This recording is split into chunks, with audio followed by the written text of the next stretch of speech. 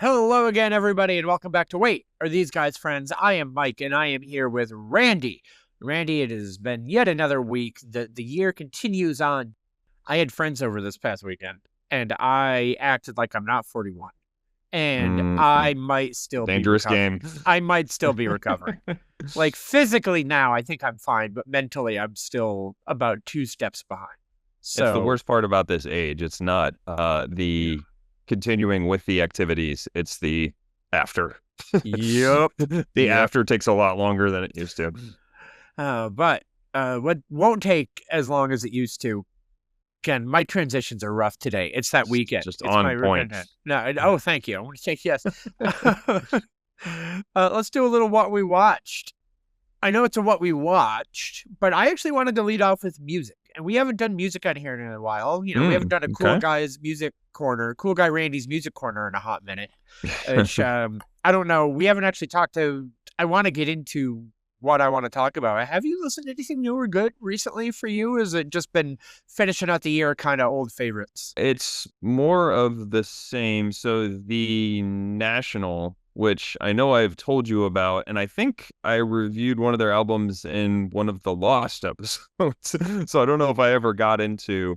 They're a band from Ohio by way of, I should say, they're started in Cincinnati and moved to Brooklyn and then became of age in Brooklyn. They kind of have this uh, almost like modern day Cure vibe kind of. It's really interesting lyrics, stellar guitar play. It's a sort of half ethereal. I mean, it's funny, interesting. We talk existential because some of the lyrics kind of go into those things where they are a lot of words together, but then they feel really heavy. Matt Berninger, who's the uh, lead singer, has this very kind of deep baritone that really makes everything sound like he means it. Anyway, The National came out with an album called Rome, which is a bunch of live performances from their tour when they were in Italy, and just a lot of it's almost sort of a greatest hits type thing.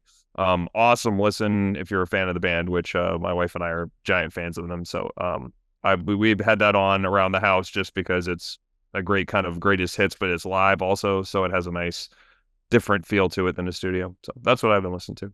I'm gonna need to check that out because you're right. I believe that was for new listeners or people who may have forgotten early days of the podcast and growing pains. I think over the first year of the show, we lost 2.5 episodes. I say two Right. and a half because they're two full, and then one I kind of salvaged parts of. Yep. So we used to though also do a segment when we were convinced we would have a format that would be adhered to every week. That was Cool Guy Randy's Music Corner, which I don't think it was called that until I was a sarcastic asshole and started calling it that.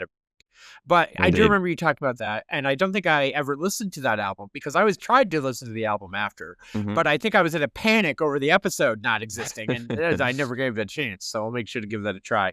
They have hit mainstream pretty well. So if you're not aware of the National, you might hear a couple of their things. You'd be like, oh, that's that song. It's been in pop culture and TV and some movies and stuff like that too, some commercials. So you probably will recognize it at least if you hear some of their songs. But I would encourage a listen because it really grows on you. And the more you start to listen to it, the more you're like, wow, these guys are. There's some really in-depth, cool stuff that I know. A big pet peeve of yours is repetitive nature Mm-hmm. of bands where all the songs sound the same. The National doesn't fall into that, which is great.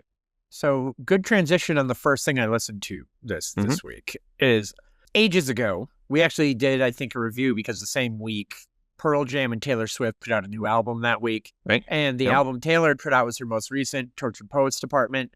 And I have loved the Taylor Swift pop era, right? Like I've been a big fan of everything she's done, but I could not get into Tortured Poets. And I literally had not listened to it since that week. And a bunch of people who are like mega fans are like, no, it grows, man. You have to listen to it again. You have to give it another shot. You have to give it time. And to be fair, Reputation worked that way for me. I did not like Reputation when I listened to it, just like to follow up to 1989. And it has grown on me. And I like so much of it right now, quite a bit. Like there are things I might still be into, but a lot of that album to me, I really get into. So I thought, okay, I'm not a fucking unfeeling, unmoving monster. I can give this another crack. No, I'm sorry. I still don't like it. I still do Interesting. not like this album. Is I texted somebody after I listened to it and without Googling, because I just wanted to see what they said. And I went, what was the single from this album? What was the lead single? Because every song sounds nearly identical to me, and I don't like Huh. any of them. Because I can Mm, remember the lead single from almost every other album in the pop era, going back to 2014 and 1989. She went pop, I went on board. But this one just, it, I don't know. hmm. I think we talked at the time that, and a lot of people have said that like she needs to break off from Jack Antonoff because the music is starting to sound homogenized. And I Right. might be getting on board with that even more because like I could not differentiate between many of the songs. Yes, they don't all sound identical, but you know my meaning. There's a feel and a Sure. tone. And I'm just like, I could not tell you what the hit or single was off of this one compared to, Midnight's Head, Antihero. Boom, done. Huge song. Ready to go. Hmm. 1989, Shake It Off, and a million others. I think that was one of those albums where every song was a single and a hit, Yeah. But you get my meaning. I'm just like, unfortunately, I couldn't get back into it, and I wanted to. But So a very interesting combination here yeah. is that Taylor Swift has collaborated with the National Oh, on a few things, actually. So Aaron Dressner, which I believe he's a founding member of the National. I think he's one of their guitar players. Worked with her on Folklore and Evermore. He wrote most of, I mean, he collaborated, I guess. They both wrote Cardigan and Willow together. So oh, wow. from which Cardigan was like pretty much the Yeah. big song from that one, right? So Yes, exactly. um, That was, and guess and what? so You recognize the single from that one, and right. you're not even a mega fan. So yeah. Exactly. So my wife is. So that is it is on in our house more often than I realize, I think, where you go, oh, I know this song. But I think honestly, because my wife is such a big fan of the National, that started to move into her Taylor Swift, and now she's a big Swiftie. Well, she likes Taylor Swift a whole lot because of some of that stuff that she's explored. And Taylor Swift was on I think it's 2 albums ago. She guest vocals for one of the songs. I'm looking up. It's cool. It's Yeah. cool that we just started talking about that, and they ended up kind of melding together. That works out real well for everybody. It's like we planned it. We didn't. A few. No, that's pretend we can. We did. It's fine. We're wow, great planning, Randy. We've been on our game all day. So I do this thing a couple of times a year that I try to do, where I am agent. You are agent. We are very much of our worlds, of our niches, of our eras. So I go to the iTunes store and I look, what are the current top 10 selling singles? What is selling the most music right now? Who is charting? Do I know them? Do I like them? Sometimes there have been times where I discover someone through this and I was like, wow, I really like this. Or I know a song because that song is inescapable, but I didn't know much about, oh, that song was inescapable. Now I know who it is and I can listen to some of their stuff. Like Dua Right. Lipa. I didn't know shit about Dua Lipa. I just knew like a couple of years ago, she had like that one hit that was fucking everywhere. And she's had a couple, but there was one or two that were just like, you cannot escape this. And I went Yeah. and listened and I can't remember the album. Is it Relentless or something? Anyway, pretty solid. And I'm a fan of that album. And I was like, oh, I'm into this. This is good. And I feel like a lot of like generic ass men my age aren't getting into that stuff. I try to branch out. Her shit is catchy as fuck. I It mean, it's really, really is. good. Dua Lipa's fucking great. But you get I hope you get what I'm going for. Like that it's just not everyone's gonna, I try to make sure I'm trying to keep an open mind. But she has a way to find a kind of consistent, catchy thing that doesn't seem, I don't want to say repetitive, because it is this similar sounding at times. But variations. It grabs you. Like it's not, I don't know. There are certain people that come in that it's, I don't know. Did that, you've been big on Sabrina Carpenter then? So is that? No, I actually am not a big fan. And that goes deeper into that. Did you see that SNL sketch a couple of weeks? For me, that's the aging thing. I'm just like, I don't whatever. get it. Get off my lawn. Espresso's a fine song, whatever. I don't know. It's catchy enough. But the thing is you say the aging thing, but like, think about this past summer. You had like the rise of Sabrina Carpenter and the rise of Chappell Rowan. And I've loved almost every major Chappell Rowan single, and I love a lot of what she's doing and a lot like and all that. But I'm not in on the other. And all I can think of is, did you see that SNL sketch from a couple of weeks ago? Yeah. Did we talk about it on here with the I Sabrina don't think so, Carpenter? but I know what you're Okay, talking about. with the performative, like Yeah. she wishes that people talked about her like she had more mystique, like that bit, and Oh, that the Weekend Update bit, you mean? yeah. Oh, gotcha. I thought you meant the Oh, the song. Bachelorette thing or No, whatever, whatever. I which don't give a two shits about that. yeah, I was not as Yeah, big a fan of it. Yeah. yeah, whatever. That blew up social media. The Domingo thing. Yeah, whatever. Moving on. Yeah. No, I don't give whatever. People are into it. It's fine. He's going to be the Rich Meister, that character. He'll come back more than he should. Yeah. That's what he's going to be. He'll give somebody a career. Hopefully, what's the actor's name who plays Domingo? I forget that. Marcelo Hernandez. Marcelo. So Hopefully, he doesn't pull a Rob Schneider in real life and go down some alt-right rabbit hole. Everything will be fun. But he's been so good on SNL this year. As no, he's been great. A brief aside, but yeah. Yes, you just don't expect. I didn't expect that to be the character that hit, but you never know what does. It's fair. But I could watch Sabado Gigante over and over again, but like I'm true. I want to dial back because I was building to something. So roadblock. Yeah, it's all good. In all of that, I felt like her music seems very, and this could be the aging. I was thinking how fake it felt, how she's trying to be like, I'm a sexy, cool person. And then they did that sketch on Weekend Update about how it seems like her music, she wants to be like, talk to me about how mysterious and cool and different I am. And I was like, oh, is it not just me? Is it not just me feeling this? Okay, that makes me feel a little bit better that it's being addressed on national television. So, yeah. But anyway, this is just two old white guys talking about the music of today. That's the name of our. That's the same one where it was the girl who did the song about it, right? Yeah, that's the one I'm talking about. Keyboard, Yeah. What's her name? Jane Wickline. Yeah, Jane Wickline. So I have a question for you. You're more tapped into social media than I am. So did you know her from? Because I think she was more famous from TikTok than anything else. She is the first TikTok SNL cast member, and I was not in her orbit, but I have several friends who were. That's one of the amazing things about TikTok, which might be gone by the time this episode comes out, frankly, if things don't change. Yeah. Everyone's algorithm.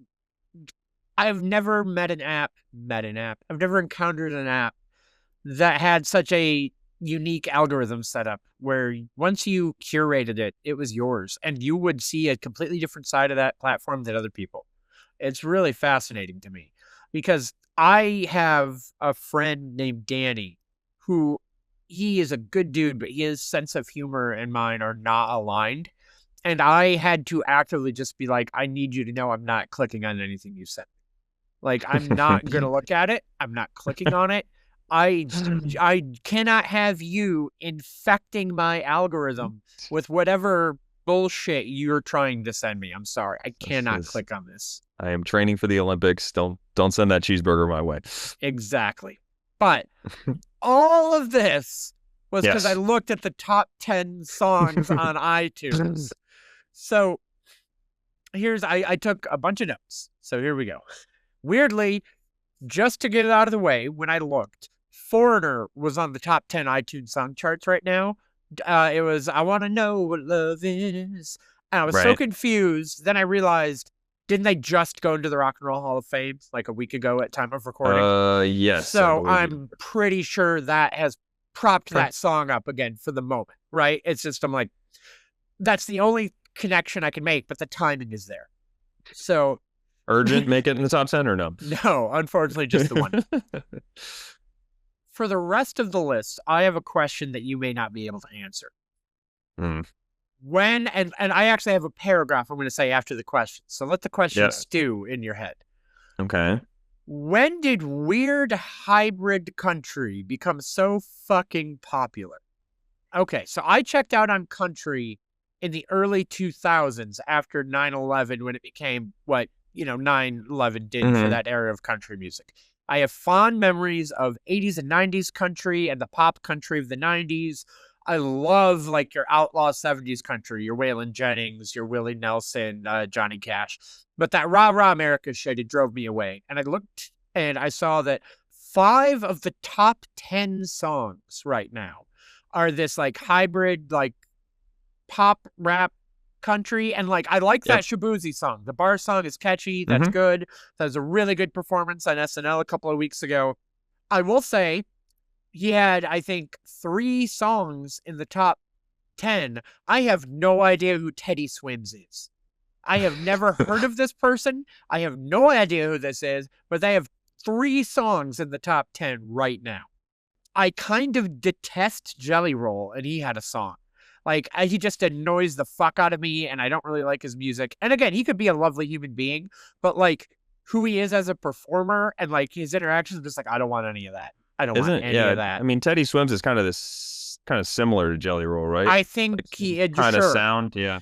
And then Morgan Wallen was number 1, and I get he's big. It's just not really my cup of tea. That dude's So bulletproof, man. yeah. Because didn't he have some controversies, which we don't Oh have to get yeah, into here? Yeah, I don't know. yep. But anyway, that just really shocked me. I got to talk about the other part, but 5 of the top 10 songs of this. You said it was building. Do you know a bit about it? Does your wife listen to any of this? How do you know any of this world? Yeah. Just because you see it in certain, I don't know if whether it's specials or things like that, and you start to see other artists that are kind of coming through. Or, I mean, honestly, I think part of it is from watching either whether it's news magazine shows where they do profiles and stuff like that. You know, it's my wife and I, this is speaking of being aged, watch Sunday Morning a lot on CBS. And a lot of times they'll do these like 7-minute pieces where they interview actors. Yes, you can laugh at me, but but that's where we find out about certain folks. And there's a couple different artists that they interview and talk to. And so I think you learn, oh, this is, and really the culmination of this was Beyonce. I mean, when she released the country album and then that became ginormous. I mean, it's been building for the last 2 or 3 years. And then kind of that's not the apex of it, but the showcase that country is the new thing. Not that it ever wasn't the new thing. No, but there's the evolution, the new style, Yep. the new era, It's whatever. it's yeah, melding it with R&B, melding it with hip hop, melding it with a lot of different things. I mean, it's probably doing what rock did in the late 90s, right? Like or mid to late mid. So it's doing a similar thing. It's just And I know bringing there it. was a lot of controversy with like I don't think Beyonce got a single CMT nomination, and everyone was like racism, which is likely true. It's Yeah, just because I I mean, did listen to that album. That album's great. I there's enjoyed the there. hell out of it. It was the right, and my point of that to come to some of these other artists is pull out like the old politician line, like I don't know Beyonce, but like, sir, you're sitting out here trying to ape what Beyonce has done. And I knew Beyonce. You are no Beyonce, Jelly Roll. Hmm. So I liked what Beyonce was doing. Jelly Roll, I'm out on. So Everyone loves a good like redemptive story too. So I think that's part of Jelly Roll's appeal is that he was in jail and oh, had all these other things I going know on. And so nothing yeah, about him. and Yeah. so this and was in a bad situation, found his way back, I think, through music, and so that Oh, became a story everyone kind of well, likes. And then everything in music is right place, right time too. So not knowing any of his story, I'm very happy that he's turned his life around and that things are good. I do not plan on listening to his music. yeah, no, it's but that is a genuine appeal that people say, oh yes, I feel it. I know his story. It's they can connect to it. That's what music is. Fair. So the other 5 songs in the top 10, there were 2 that were duets from Bruno Mars. There was one, the song APT Apt Apartment, I don't know, but with South Korean singer Rose, possibly just Rose, but there was like a little apostrophe type thing, so I assumed it was Rose. Yeah, I'm not gonna be much I help here, but yeah, go ahead. I have you listened to the song? Did you know the song? You don't have to now. I'm just curious if you If I did. heard no, if it you said it's a Bruno Mars one, maybe. Yeah. I liked most of this song. I found the chorus incredibly obnoxious to the point where it was driving me away from the rest of the song. But when the verses were them singing and they were just doing their shit, it was a total bop, catchy stuff. Gotcha. But Okay. the chorus is like, "Ah, bah, bah, bah, bah." I was like, oh God, oh no, okay, everything else was great. There's a good song in there somewhere. But weirdly, like I said, there's another song in the top 10 with Bruno Mars, Die with a Smile. It is a duet with Lady Gaga. This song was great. This was peak modern soft rock for older people. Great vibes, great vocals. I'd listen to this again when relaxing at home. My only question, and this is real, based on this title, do you think this was an ill-fated single attempt at cashing in on Joker 2 by Lady Gaga? But by all accounts, no, it isn't. Like, the timing of it, did she expect that movie to be doing better and I'll release a single, Die With a Smile? Except Joker 2 died within a week of being in theaters and everyone hated it and forgot about it, but I still have this song. Am I overreaching? Maybe. Yeah. Or maybe it's the other way around. Maybe it's just they knew that it wasn't very good, and so like, oh, let's do something Bruno Mars. That'll get it. I'll get the taste out of everyone's bad taste out of everyone's mouth.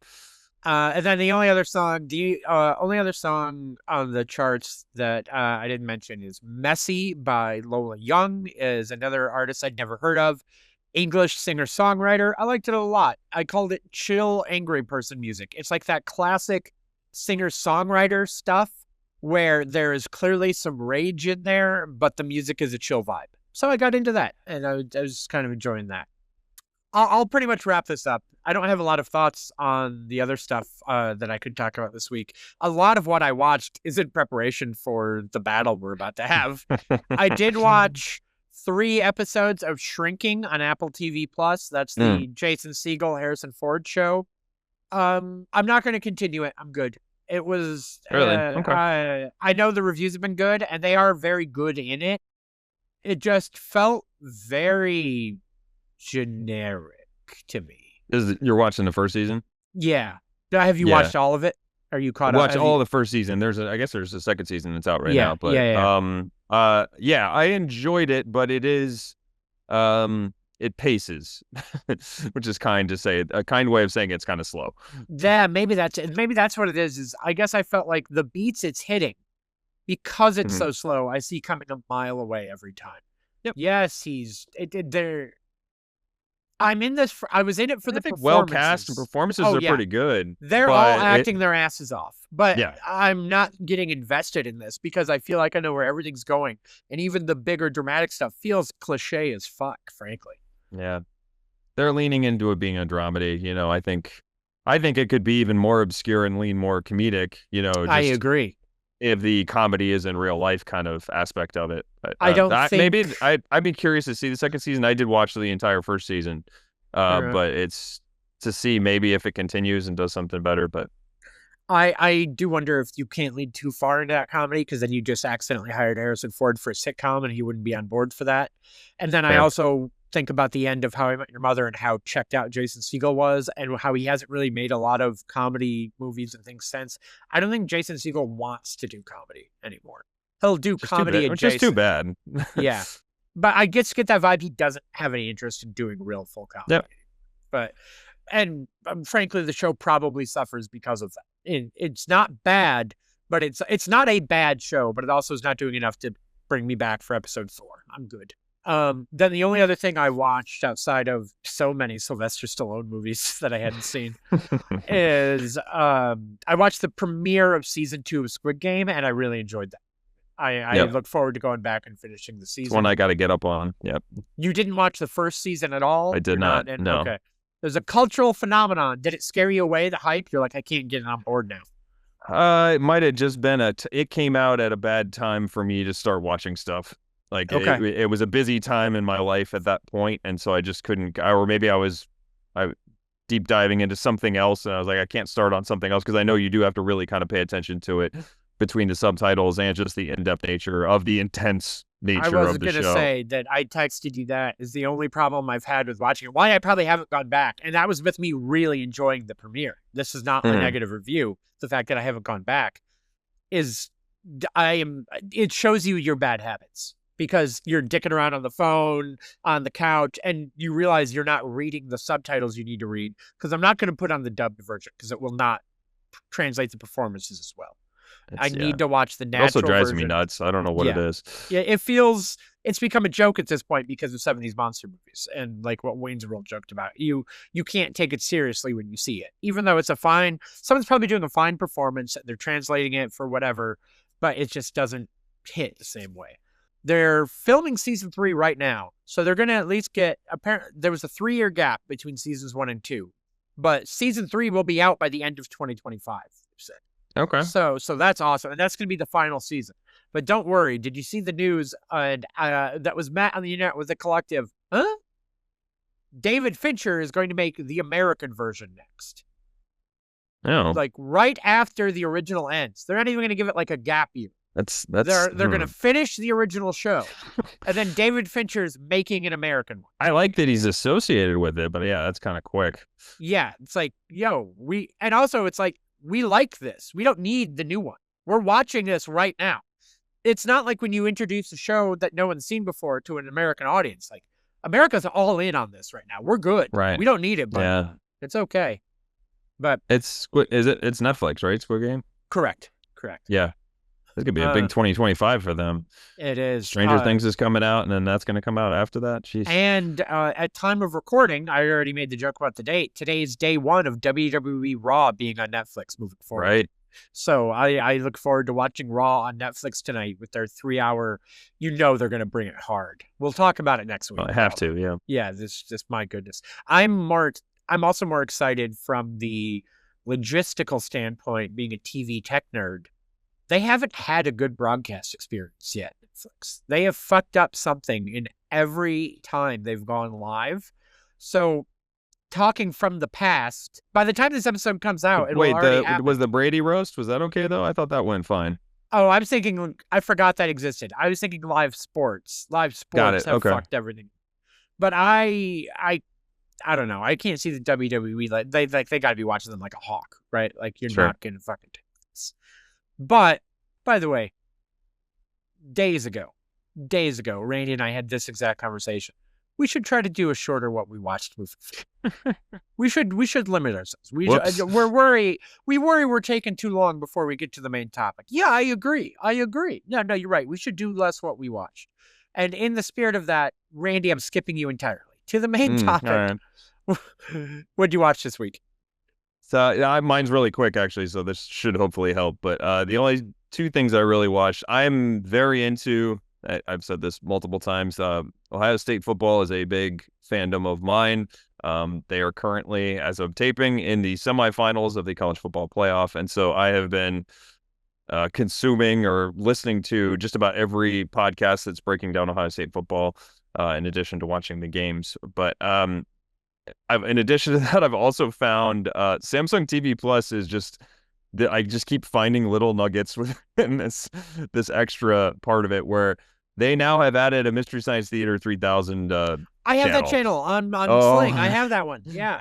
So I got lost in watching like 3 of those over the past 3 or 4 days, including the giant spider invasion. And there was another one that was a movie from the 70s about Joe Don Baker was a private eye or a detective or something like that. But every once in a while there would be a scene where they would just cut to like this kind of honky tonk song about the name of the detective. It was just a really bad 70s cop movie, and they were having a lot of fun with it. So I just said we will have to sync these up. I wonder if Sling TV and Samsung TV Plus are similar programming.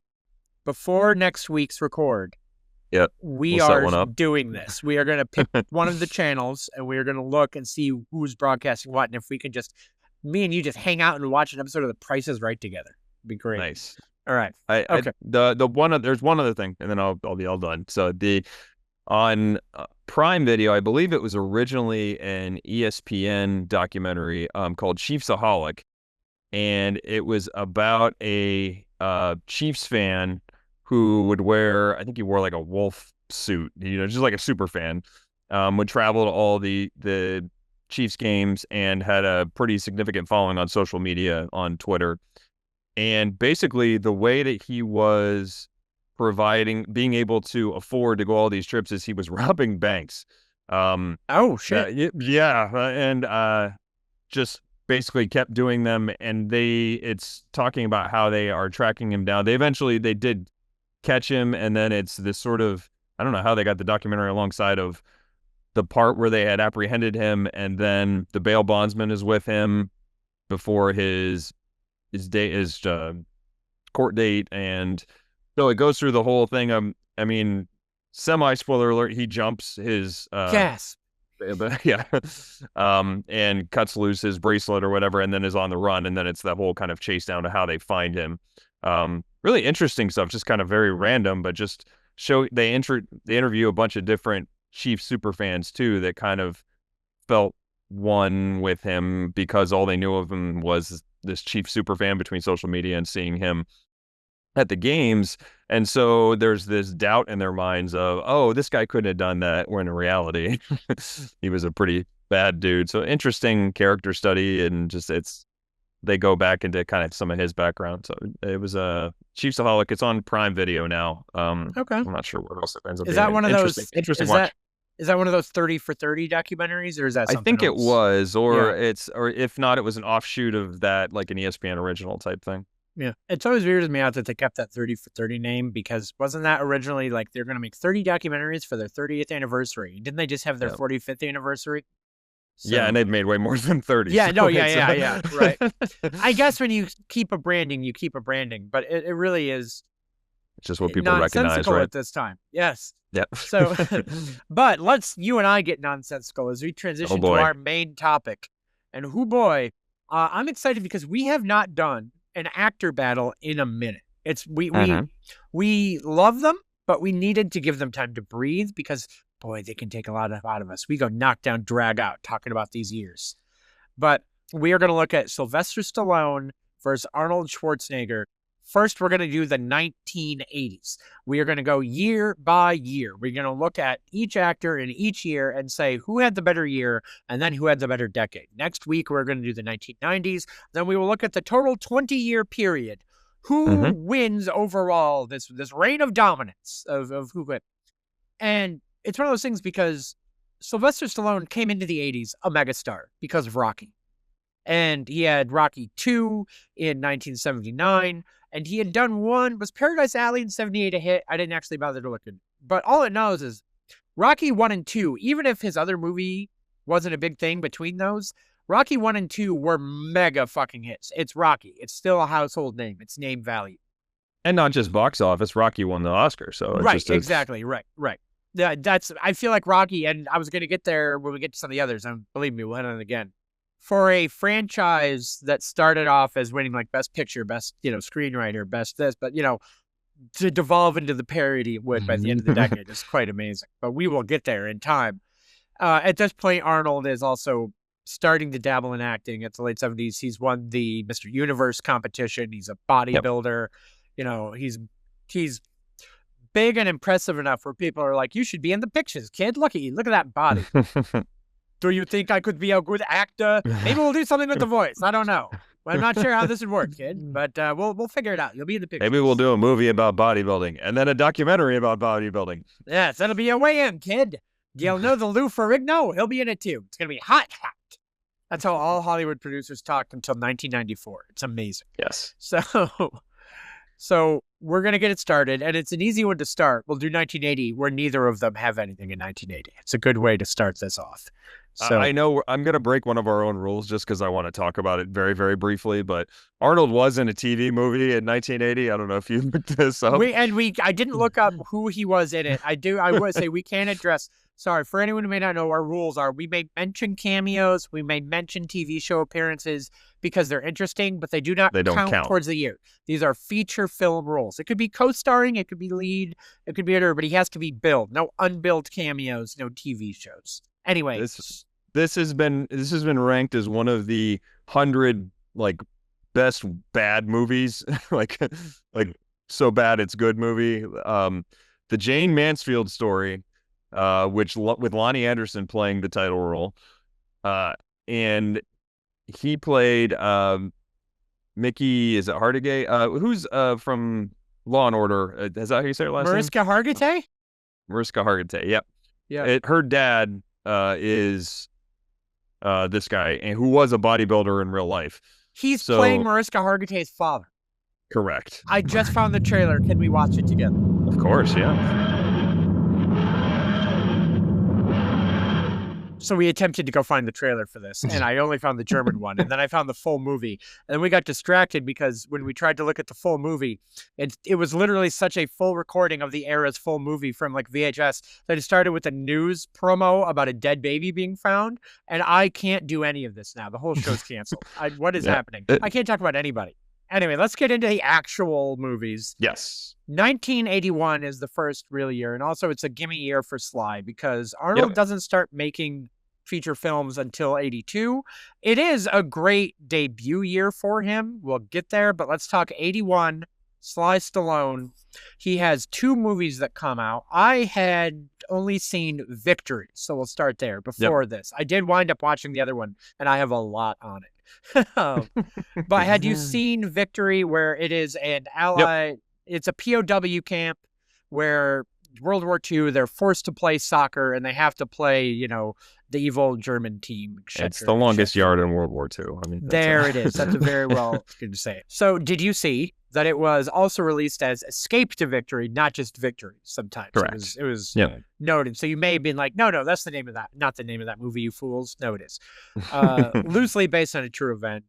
Michael Caine in his I'll Do Anything for Money 80s era, which is, it's amazing considering the movies he's made in the 80s that he became such a respected actor again.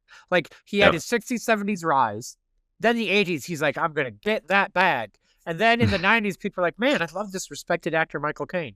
And it's crazy. But he said he only did it because of the litany of soccer stars that that act in this movie.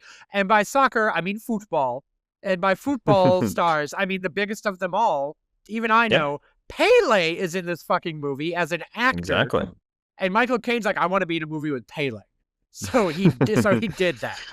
So, which is insane.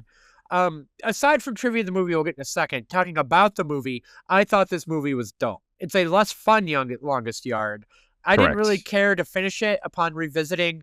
I watched a few extra YouTube scenes for prep, and this could be rude to say because it was directed by the legendary John Huston, who made a myriad of 40s and 50s Golden Age classics and fucking Chinatown in 1974. I just really found this very kind of dull and boring, and many reviewers of the time thought the same. But Randy, any other thoughts, notes that you want to say before you hit some other things on Victory or Escape to Victory? I'm trying to think if there's any instances where if you have a cavalcade of sports stars in a movie, if it works while taking itself seriously. Candidly, I mean, it's like, what's the other one? The Fish that Saved Pittsburgh. You got these other ones that just have all these different football or NBA stars in it, and they're just like weird, madcap, bonkers stuff. Exactly. Or just fun, random stuff, and to that point too, they're not even playing themselves. They're acting. They're playing this period piece soccer players in World War II. Yeah, exactly. And I don't think it works as well. Maybe, I guess the outlier there would be Miracle, which is just like such a truth is stranger than fiction type story. I mean, those were all actual like amateur hockey players that not were. All. We've talked about this before. There's a handful of very detailed. Yeah. But for the most part, so in that instance, I would say. But this feels like if the appeal to it is all these famous football players / soccer stars, whatever your vernacular ends up being. Do you want to pick one and move forward? Soccer. We're American. It's soccer. Just say soccer. Fair enough. All right. But the odds in a heavily dramatized movie that they're all going to hold up their end of the bargain. Although to be fair, it's a lot of soccer scenes. So, but it's a gamble, and it looks as such. And if you liked those soccer scenes, you would have excellent taste and you have an excellent eye because those were choreographed by Pele. He choreographed the soccer scenes in the movie. Looking at a few other things, though, as I said, the reviewers of the time felt much how we feel. Stanley Kaufman of the New Republic wrote that the movie wavers between insulting and uproariously stupid. Famous critic Leonard Maltin seemed to agree, said, only the rightly celebrated soccer scenes redeem this silly bore. And I think I'm always amused, too, at the way that these kind of movies end where, the Germans are obviously completely in the fix to try to make this as ridiculous and unfair as possible. disallowing, an allied goal that would have made it 5-4 instead of 4-4. But somehow, like, they still adhere to, the saves and stuff like that. They don't call any like bullshit red cards or anything like that. They seem to have some sort of weird, line. I think if the Germans are the bad guys, be the bad guys. Like, go all in on it. I don't know. Well, they want to see that they're better, in general. They're not as generals. Their generals could be better. Exactly. I want to know two other things. We will talk a lot of box office moving forward as the decade moves. But so it is a $12 million budget with a box office of $27.5 million. You may hear those numbers and think, oh, that's what remember, these are $1981. That's really fucking good. So Stallone makes a lot of money. The other notes I want to hit, a couple of things that will be moving forward, you'll see a pattern. We're hitting our very first Stallone movie, and he already had an outrageous demand that caused problems behind the scenes. This will be a pattern moving forward. Oh, will it? His demand that his character score the winning goal, despite being the goalkeeper, did not go down well, and he was trying to hardline it, but it was immediately dismissed.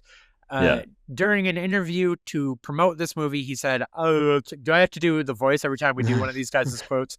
I thought Rocky was going to be tough, but no, okay. It would get old very fast. I thought Rocky was tough, but I've never trained so hard. I thought soccer was a sissy sport until they kicked the ball into my stomach, and I crossed the border into Austria with hematomas on both hips. In the first few days of filming the football scenes for the film, he suffered a broken rib, a dislocated a dislocated shoulder, and another broken rib would follow, and a broken finger, all thanks to Pele. So, who I believe some of these soccer stars reading, they weren't mean about it, but they did take umbrage that he wasn't training as seriously as they thought he should be training for this. So, any other final thoughts on Victory before we move? No, I think you summed it up pretty well. All right, good stuff. Moving on to the first movie that I watched, because I had a handful of Sly Stallone movies I'd never seen in his 80s. Yep. I watched Nighthawks, and I'll tell you, gut reaction, Nighthawks kicks ass. I had not seen this movie. I have a lot I want to say about some stuff. Had you seen Nighthawks? A long time ago, yeah. It was probably in the, I want to say, mid to late 90s, something like that is when I saw it. So. I'll tell you, buddy, I recommend revisiting it because it really is a lot of fun and kicks a lot of ass. However, before we move on to the actual movie, did you know that there's a 2019 movie named Nighthawks? Because I was looking for where to watch it, and I saw, Nighthawks is free on YouTube. And I watched the first 2 minutes before I realized this wasn't the Stallone movie. This is not the one. Then I watched 5 more minutes, and I regretted it so much. It was written, directed, and produced by a guy named Grant S. Johnson, and it's starring Chase Crawford, who is Deep from The Boys. It is the most unnatural dialogue. I watched this 5 minutes, and by the end of this 5 minutes, I was genuinely enraged at my screen, thinking, nobody talks this way. Not one person talks like these people fucking talk. And the acting reflects that. They're acting so hard with this wordy fucking dialogue. This movie is about a cabal of millennials who make shady decisions in New York City while they hit clubs and party. This guy, Grant S. Johnson, also directed a 2017 film, directed and wrote, by the way, called Frat Star, about a rich roommate who convinces someone to pledge, and it's a horror thriller about a fraternity. He's bro Scorsese. He's douchebag millennial entitled bro filmmaker. And, they say to write what you know. And he's apparently writing about being an entitled douchebag because the rich people are the heroes who are being tortured. Like, rich frat kid joins frat and is the hero. Douchey club party kid in this Nighthawks movie is the good guy. And I'm like, he also apparently directed a 2022 action movie called Agent Game with Dermot Mulroney and Mel Gibson. But like 2022 Mel Gibson. So think about that. Anyway, think I've found a new director I despise, despite never seeing any of his full movies outside of 5 minutes. If you look up a photo of Grant S. Johnson, I sent this to a mutual friend of ours, Megan, and I went, "Hey, I want you to give me a gut reaction on this guy." And she said, "He looks like he's cosplaying as Andy Bernard." And I went, "Yup, yeah, because he's a douchey frat guy." Anyway, that was a whole Not that thing. Nighthawks. Not that Nighthawks. This Nighthawks kicks ass. It's 1981. It's Sylvester Stallone. It's Billy D. Williams the year after The Empire Strikes Back. It's Lindsay Wagner after The Bionic Woman. And it's Rutger Hauer in his American film debut. Yeah. And in what will be another recurring item in this. Credit to Bruce Malmuth as director. But according to Lindsay Wagner, there were issues, and Stallone took over the production. And this is basically a Sylvester Stallone directed movie. Yep. Fun fact, that director, Bruce Malmuth, was also the ring announcer in the first 2 Karate Kid movies. So Daniel Lewis is gonna fight? That's the guy that got fired from directing Nighthawks. Well, not fired, nice. But you know what I mean. Yeah. Looking it up, Siskel and Ebert had the same thoughts on Nighthawks that I had, in that I really liked this movie a lot, but less because of Stallone and Billy D. Rutger Hauer is fucking awesome in this movie. Yeah, he's he's the bad so guy, right? good. Yes, he's the bad guy. Yeah. The plot of this movie is, what I love too about it is it sounds cliche, right? Because of especially the decade we're about to hit. But in 1981, a movie about 2 New York cops taking on terrorists is an original idea. I swear to God it is. It's not what... When I say that, you're going to be like, oh, Christ. Yeah, you get what I mean. You got to put yourself in the era. This is an idea. People are like, I'd like to see that for the first time, maybe. And what I love about watching this is it's before they cleaned up New York. It's grimy, gross, dirty New York where you can't turn down a corner. And I'm just like, yeah. This is a good vibe. It looks gorgeous. But Lindsay Wagner is Stallone's ex-wife. Billy D. Williams is his partner. They get put on like a task force to catch this international terrorist who they think is coming to New York. This task force is coming to New York to track him, and they're put on because they know the city. They know the streets. And it's all about like them becoming a part of the team and tracking him down. And Rutger Hauer is just like scene-stealing good evil in this movie. And the only other cast member I will note is I didn't know they had ever made anything ever in their lives. And I'm sorry to do this to you, Randy, but I have to, because she plays his number 2, the one that kills like the mentor figure, the evil woman who will look at you and murder you. Persis Kambata, who I didn't know did anything other than play Lieutenant Aia in Star Trek The Motion Picture. The bald woman who got turned into the robot, who was in love with the dad from Seventh Heaven, who got arrested for kiddie porn. I don't think she had acted in literally anything else ever. I did look up her credits after this. Her credits are sparse. This is the movie she made right after Star Trek The Motion Picture. She only made 6 more movies ever after this. Never another movie after 1988. And only 4 of those 6 got released into theaters.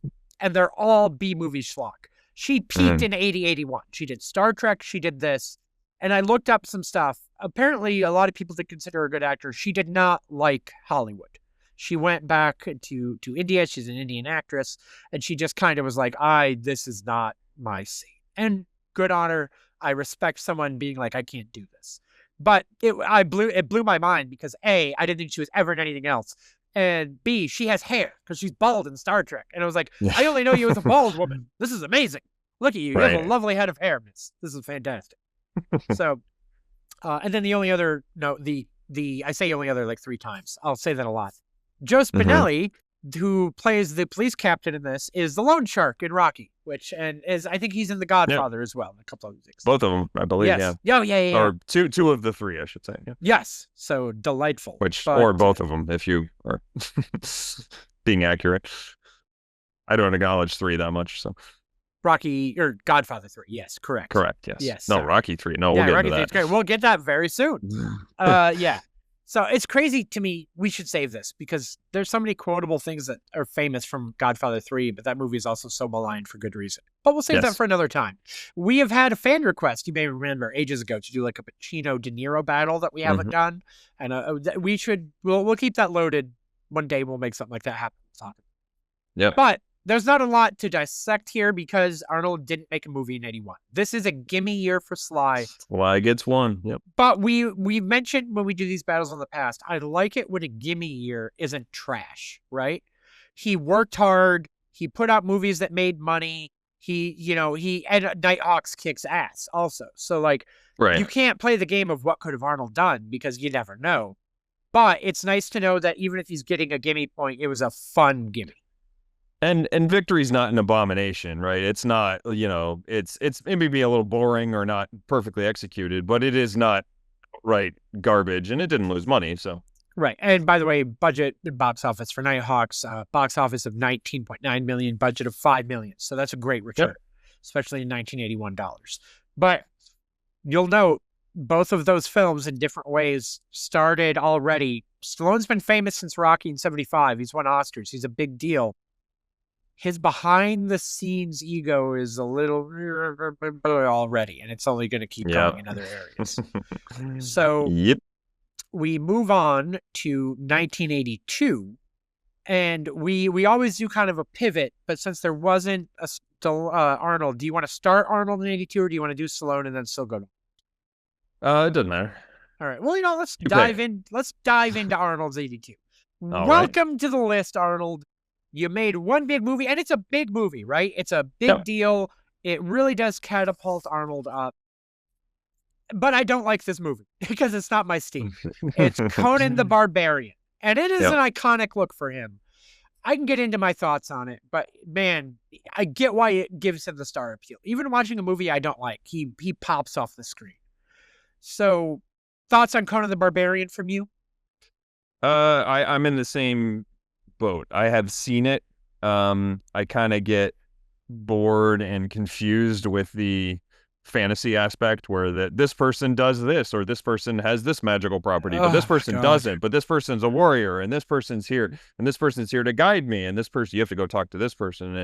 And sure, great for what it was, and instrumental for getting Arnold kickstarted, really. Like, this is what starts him to be like, okay, he could be an action star, because we've found something where we can capture the look. And I mean, Conan's like thing is essentially I am the quiet, not quiet warrior, but just I let my fighting speak for me. Yep. No, it's the same thing. I'm not a high fantasy guy. Lord of the Rings is the cusp of what I'm even willing to do, and I'm not a big Lord of the Rings person.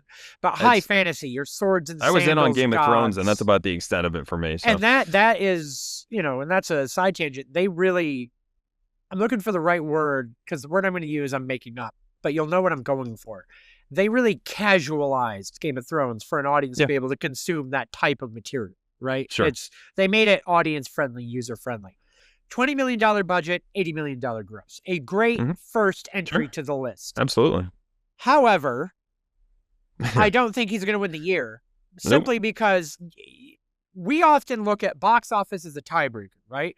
If we were to say, oh, they both made movies we don't love, or they both made movies we love, we'll use box office to break it down. Break it down. But Stallone has two all-timers and made bank. Yeah. So and I am inferring, I love Rocky 3 and First Blood. Do you? Okay, you could say no. I actually don't like either. I didn't actually ask. I'm inferring that you like them. So yeah, I like First Blood. I adore Rocky 3. Okay, it is probably my favorite Rocky movie. I also like First Blood and adore Rocky 3. You're absolutely right. And we'll get in on this on the others. I am not all in on the Rocky. Or I'm sorry. Whoa. Misspeak. Whoa. On the Rambo I am ones, not all in on the Rambo. I'm all in on the Okay. Rocky. I'm that guy. I could binge all the Rocky movies right fucking now. I love the Rocky movies. We'll get into it next week. But 5 has its issues, but well, no, 5 is the worst of them. We'll get into it next week. It is. We can't jump the gun here. We have a lot to talk about next week on that. But but overall, the per capita of the Rocky franchise, my God, the quality. but Rambo Oh. never did it for me all that much. But it has good moments. Hmm. So let's talk First Blood first and get it out of the way, Okay. just to say we Sure. did. It's interesting because it's Rambo, but it's proto Rambo. It's not Rambo as pop culture made Rambo. It's not Rambo who got the action figures and the cartoons and the comic books and became the icon. It's it's not what it should have been Rambo because Begins. yes, because famously, and it's based off a novel that I believe was also called First Blood, right? They didn't Yep. change. They changed it.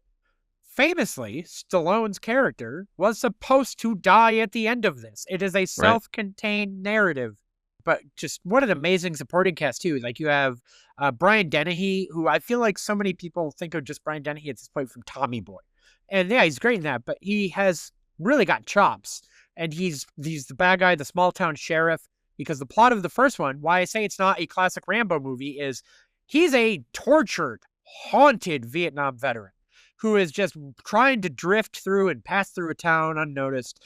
And there's apparently the novel, the reason the small town sheriff really taunts him to be like, get out of my town, I hate you, is he's resenting the fact that he's a Korean War veteran and no one gave them the, oh, they're so tortured, they went through that. And everyone like forgot about them. They think they're the forgotten war. And I think that's an interesting dynamic, but in the movie, it's just this fucking guy. This fucking guy. And then his commander from his former unit, the Colonel Sam Troutman, who becomes a recurring character in the further movies, played by Richard Crenna, shows up to be like, yo, sheriff, don't fuck with this guy. Let him pass through your town. And the sheriff's like, no, I'm gonna fuck with him. And it triggers him. You shouldn't have done it. And he just starts, when you poked Rambo, it's not fun action Rambo. It's, oh no, he has trauma and now he's killing all these cops because he has trauma. They've cornered him and he wants out. And it's a very different kind of narrative, right? It's dramatic and it's sad. It's great action, but it's not action. Do you get my meaning? Do you feel the same? Any thoughts on this? Yeah, it's not what we become accustomed to. It's funny how Rambo kind of took on its own thought process, and if someone is, casual, has a casual understanding, like you said, the toys or that was our video game or There's a cartoon that kind show. of that cartoon, those kind of references, you have that, and they have that's all they know from what they've heard and understood about Rambo just from pop culture, and then they go and watch First Blood, they go, what the hell is this? Like it's much different in terms of showcasing the psychological trauma that turns him into this insane, violent, not insane, but like a violent, disturbed, take no not prisoner, insane, but disturbed. yeah. Take no prisoners, just me against everything else. Yep. And persona. It's interesting because he's tried to revisit that twice in the follow-ups with the pretty good, I believe it was called John Rambo because he did the Rocky Balboa years later sequel. There's two Rambo sequels that we won't cover in either series because they came in the 2000s and 2010s and stuff. The first one I actually think is pretty good, and it should have been the last one. I believe it was just John Rambo.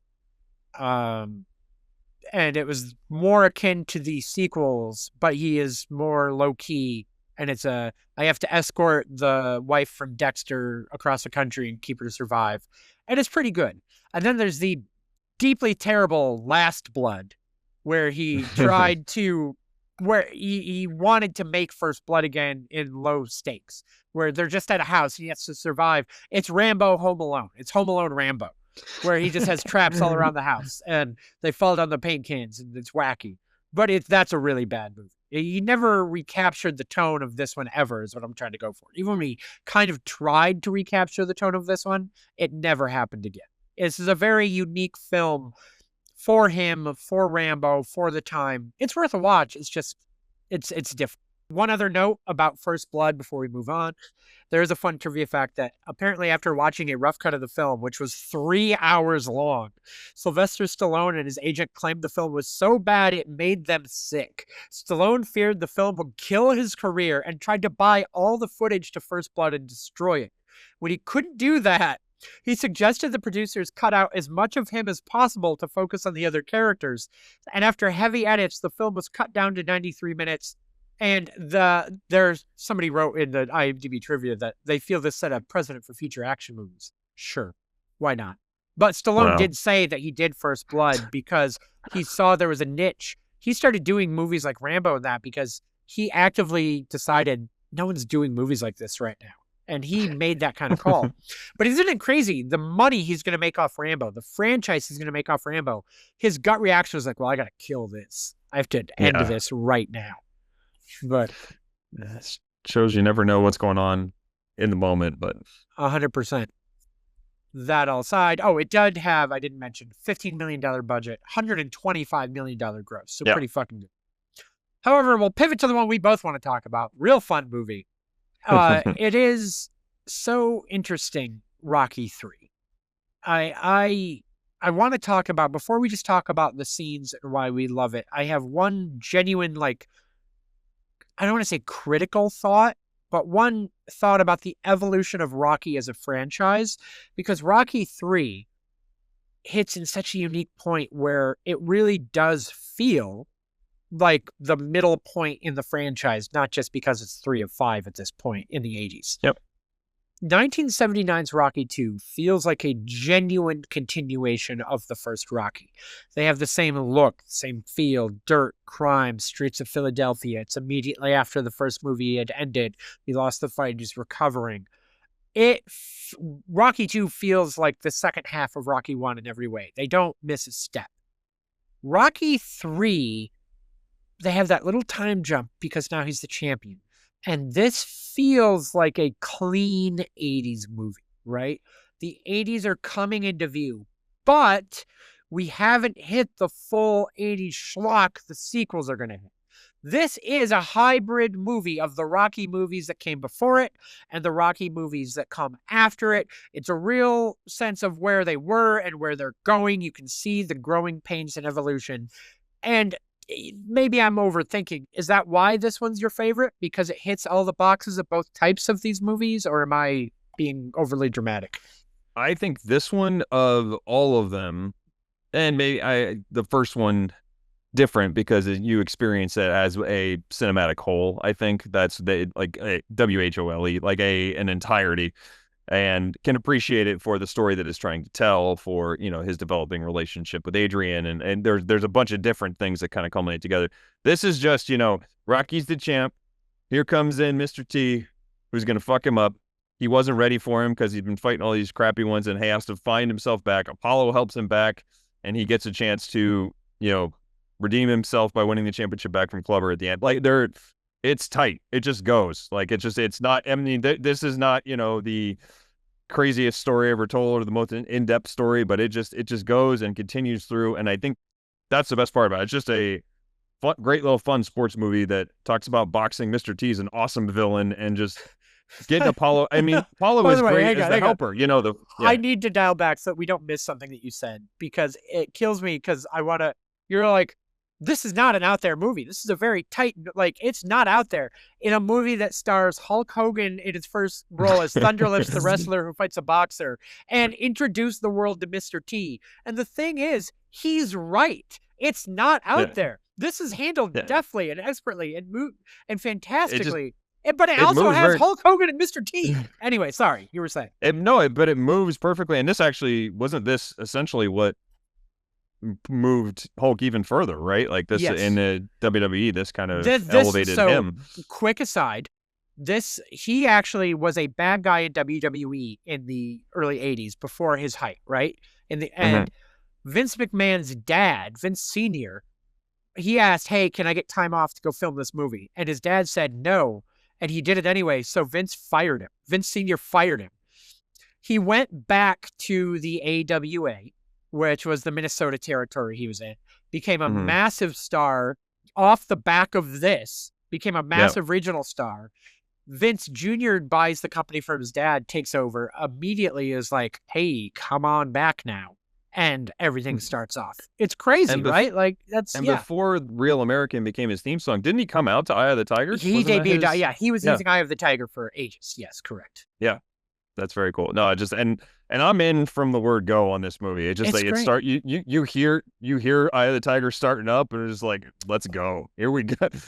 The only thing narratively that I think doesn't work in this movie for where the franchise would go and what they would want to do with it, Burgess Meredith is, as always, amazing as Mickey. He Yeah. gives it all. I think killing Mickey off for drama was a bad move. The guy lived until his 90s. He could have been great in Rocky 4 and 5. They brought him back in 5 as a dream sequence cameo. We will get there next week. Yeah. It was definitely one of those things where maybe they thought it was winding down or something, or he was getting too old. I don't know. I really think they regretted killing him off in this franchise as a whole. But then again, we'll get there. How do you do Rocky 4 if Mickey's in the movie? Where does Mickey fit in? Yeah, and it compounded everything that was going wrong right at that point in the movie. So I mean, I see the reasoning for it. But yeah, you're absolutely right. I mean, how, like, this is 19, what do we say? This is 81, This is 82. This is 82. I mean, when was Grumpy Old Men? That's 12 years That later, was right? Or something like that. 1995. Yeah. 95. And he's amazing. He steals that movie. I mean, he's so good. He's so hilarious in that movie. But so yeah, so he could have stayed with it, I think, but I think I understand it, right? It at the point that it happens, and but no, I don't have a bad thing to say about this movie because I love it. I can watch it a bunch and over, and it because it continues to have, okay, oh, we're about to this point. Oh, we're about to this point. Like, there are few lulls where you're like, okay, I got to sit here and get through this like 2 minute part, but oh, okay, we're gonna get to about the point where, all right, Apollo's gonna take him to the what do they call it, the dungeon or whatever the Hart family dungeon in Ontario, Canada, where Bret Hart and Owen Hart. But the boxing club that, Apollo trained at, and just all those different things. And then just some of the unintentional comedy of the racing scenes on the beach, and then ding ding at the end, ring the bell, like iconic. I do like, we talk about the changing temperament and mentality. It works here too because he is the champion, as you said. Like it should be perhaps the changing look and feel because he is a changing person. It does help that narrative in this one, that he is a different person. He is not the guy from the streets anymore. Why would he be? Pivoting to 1983, the year of my birth, 1983. Mm-hmm. Go back in the audio-only archives, podcast listeners. Sorry, video, not. You can find it. It's just going to stare at a picture of us. We did do our not top 10 for 1983. You can look at what was not in the top 10 films of the year in TV. What was in the top 10 films was the Stallone movie, Staying Alive. And by Stallone movie, I don't mean acting, but he directed it and he co-wrote it. Did you realize he directed this movie? I'm not surprised, but I am. I have a whole diatribe on this. Also, Arnold didn't make a movie. Have you seen this movie? It's really bad. It is, which is, I have so much to say. Okay, so here's my question. There's a part of me that is like, he worked and give me my whole diatribe before you say no, even though the answer will be no. I'm saying the answer will be no. Can I put my foot down? Where's the thing I can stomp on, Mike? Do I need a Randy's foot down animation now? Good thing about Go ahead. Hang on, I'm dodging the foot in the video version right now. I'm not. You're never gonna get me because I edit this, and the foot. It's amazing you could edit. Yeah, it's the power great. of the editor. Now, I want to lay this out. Staying Alive is the sequel to Saturday Night Fever, and it is not about disco dancing anymore. The slogan for this movie, what do you got? You got a thought already? Hit me. What do you got? I don't. It's just this movie sucks. When's the last time you watched it? I'm curious. Oh, it's been a while. Not that it's going to do anything for you. I just was curious if you had revisited anything. No, because it's probably there was that time where my parents were very much, if we would get movies from the video store or whatever, that at times they'd be like, oh, let's check out a movie that we haven't seen. And so Saturday Night Fever was one of those that we did. And so it wasn't probably long after that where, my stepdad was probably like, there's a sequel to this. And so the next time I went, I was like, I'm going to get this movie. And just, I remember not liking it. And that's when all I had was stuff to watch. And a lot of people didn't, but it's aged very poorly. And it's one of those movies that made bank. But because we've talked about this before, it was pre-internet era, right? You don't have the internet to immediately play. I kind of wish I'd looked at like word of mouth drop off, Because this movie made $127 million off a $22 million budget. But I'm getting so sidetracked. I want to talk about Stallone and his year. The one thing I was going to say, that the slogan for this movie on its posters, Tony Manero knows that those days are over, but nobody's going to tell him he can't feel that good again. Yeah. Okay, so here's my diatribe, okay? So he directs and co-writes this movie. How insane is it when we talk about the 1982 that he just had, that at seemingly the height of his powers at that time, he took a year off to direct and co-write the sequel to Saturday Night Fever? Can we just acknowledge how insane that is as a concept, that happened, right? Like, does that count for a point that he put in that work and made that choice? That's insane. Does he get a point for that?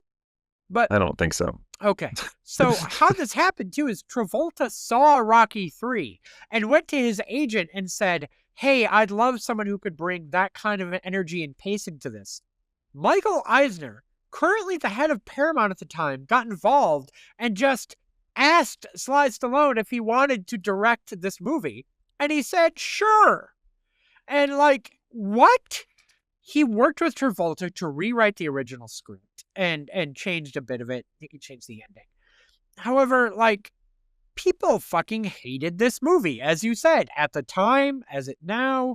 I'm obsessed with the idea that the man who in 1982 released Rocky 3 and First Blood went, I'm going to take a year off from acting and direct the sequel to Saturday Night Fever. I can't process it in my brain. And especially because I don't think, had he written and directed a movie since... No, he didn't direct the first Rocky. That was very famously not him. He directed the sequels, so never mind. I was thinking. Mm-hmm. But it's crazy to me. And I don't have anything else to say, but can you just say, yes, Mike, that's crazy? Just acknowledge it. Help me here. Unless you don't think it's crazy.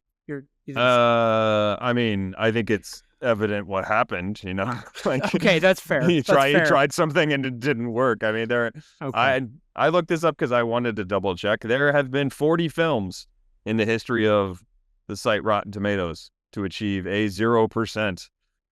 This is the oldest movie in that archive, in that wow. One of 40 that has gotten 0% on Rotten Tomatoes. Okay, staying alive. All right, we'll move on. I'm dumbfounded by the... I know you're fascinated by it, but it's a bad movie. I'm sorry. It is, and I've seen it, and it is. I'm not fascinated by the movie. I want a time machine to go back to 1982 and ask Sly, I hear you just signed on for this movie you're going to make next year. Can we have a conversation, and do you talk me through your headspace? I want to know what's going on. And I don't want his hindsight interviews now. I want to talk to Sly in 82 and find out why he did this, because it blows my fucking mind. I do think this is really interesting, like, that we're going to see, and we'll as we get to the next couple of years, how we see his choices, and then we see what that turns into him reverting to. But go on. No, I have a point exactly of the same. So currently, we're just to recap, we're at 2-0 Sly, right? Correct. 80 was a nothing. 83 is a nothing. 81, 82. And to me, they are earned points. Just, sure, absolutely. But 84, my God. Mm-hmm. Real people will know what we're going to get to for Arnold. We won't get there. People know. But Stallone, I got hyper focused on this movie. Randy, I bet. Randy, okay. Much like I just did this diatribe on Staying Alive, here's my little diatribe. Think about this, okay? Put yourself in his headspace. You have Rocky 3 and the first Rambo in 1982. You are absolutely one of the biggest stars in the world in 1982. You are the face of machismo action adventure. You take 1983 off to direct a movie. It doesn't go well. You decide you're coming back to acting, and it's going to be a big deal. Your return to acting. People have not seen you in over a year on screen. You decide to break from the formula to make a musical comedy. And hey, that's not your forte, but you have got a hell of a co-star in Dolly Parton. In the last 4 years, she had made 9 to 5, The Best Little Whorehouse in Texas. This is in that era. She had put out Islands in the Stream with Kenny Rogers. She is as big as she's going to be in the 80s right now, right? Mm-hmm. So you are teaming up. Your return to film with one of the biggest crossover stars in the world right now. How can you miss, Randy, with Rhinestone?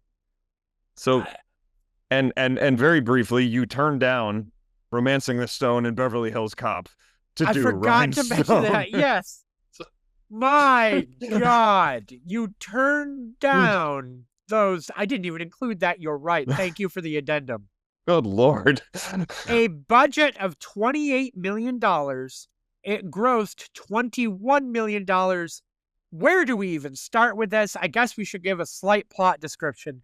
But my Good luck. God, I listen, I can get this. It's My Fair Lady. It's My Fair Lady, but Sly is a New York cabbie. Dolly Parton has I'm 2 sorry, weeks. I have Sly going, the rain in Spain falls mainly in the place. Honestly, they could have just done My Fair Lady to try to get him there. I would have liked that more. That should have been the 80s team-up movie where they need to get Arnold and My Fair Sly. Cabbie. I liked it. My Fair Cabbie. But it's My Fair Lady, and Dolly Parton has 2 weeks to turn him into a country singer, or else, I forget, she's trying to get out of her contract. Otherwise, she gets like 5 more years added to her contract for some shady club she's working in. Okay? And it's, I could turn anyone into a country singer, y'all. And they go, him. And I forget how they all get to there. This is the scummy 80s, and she has to sleep with the guy she makes the bet with. That's too, also if the she bet, by the way. loses. Not only does 5 years get added to her contract, she has to fuck the guy. It's like, and she's like, well, okay, I guess that's the deal. All right. Because this is 1984, yeah. Exactly. She's got the bazongas in 1984. That was great singer, big titties, Dolly Parton. That was her tagline. That was how she advertised herself. But it's just, my goodness. So here's the thing. Before we get into more of the movie, this is one of the other ones I hadn't seen. Knew all about it, right? This is one of those movies that transcended itself to be a joke. So I had this thing in my head where, as a kid, I knew Rhinestone was a joke, and that Sylvester Stallone had made this movie that everyone made fun of, and it was stupid, and everyone made fun of him, and it was terrible. And it was like, I thought about how, like, I didn't know who Jimmy Carter was as a kid, and I was thinking about this because he passed in the lead up to this. And all I knew was Jimmy Carter was like that joke president who's a failure, blah, blah, blah. History reevaluated Jimmy Carter and thought, wow, he did a lot of good things. He had been a joke, but now he's great. History will not reevaluate Rhinestone.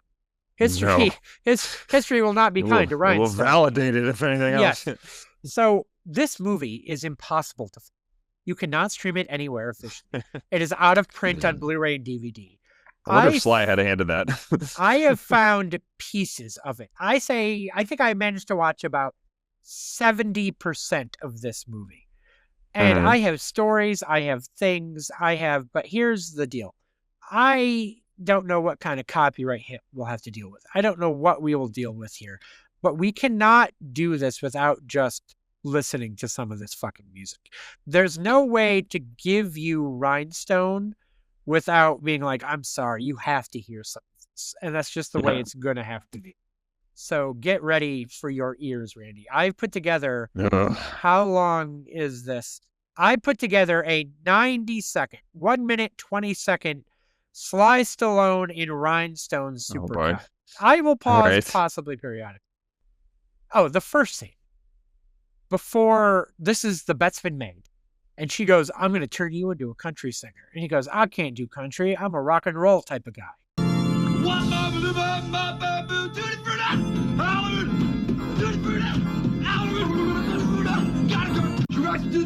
She rocks to the west. She's the girl that I love best. You're my kind of girl.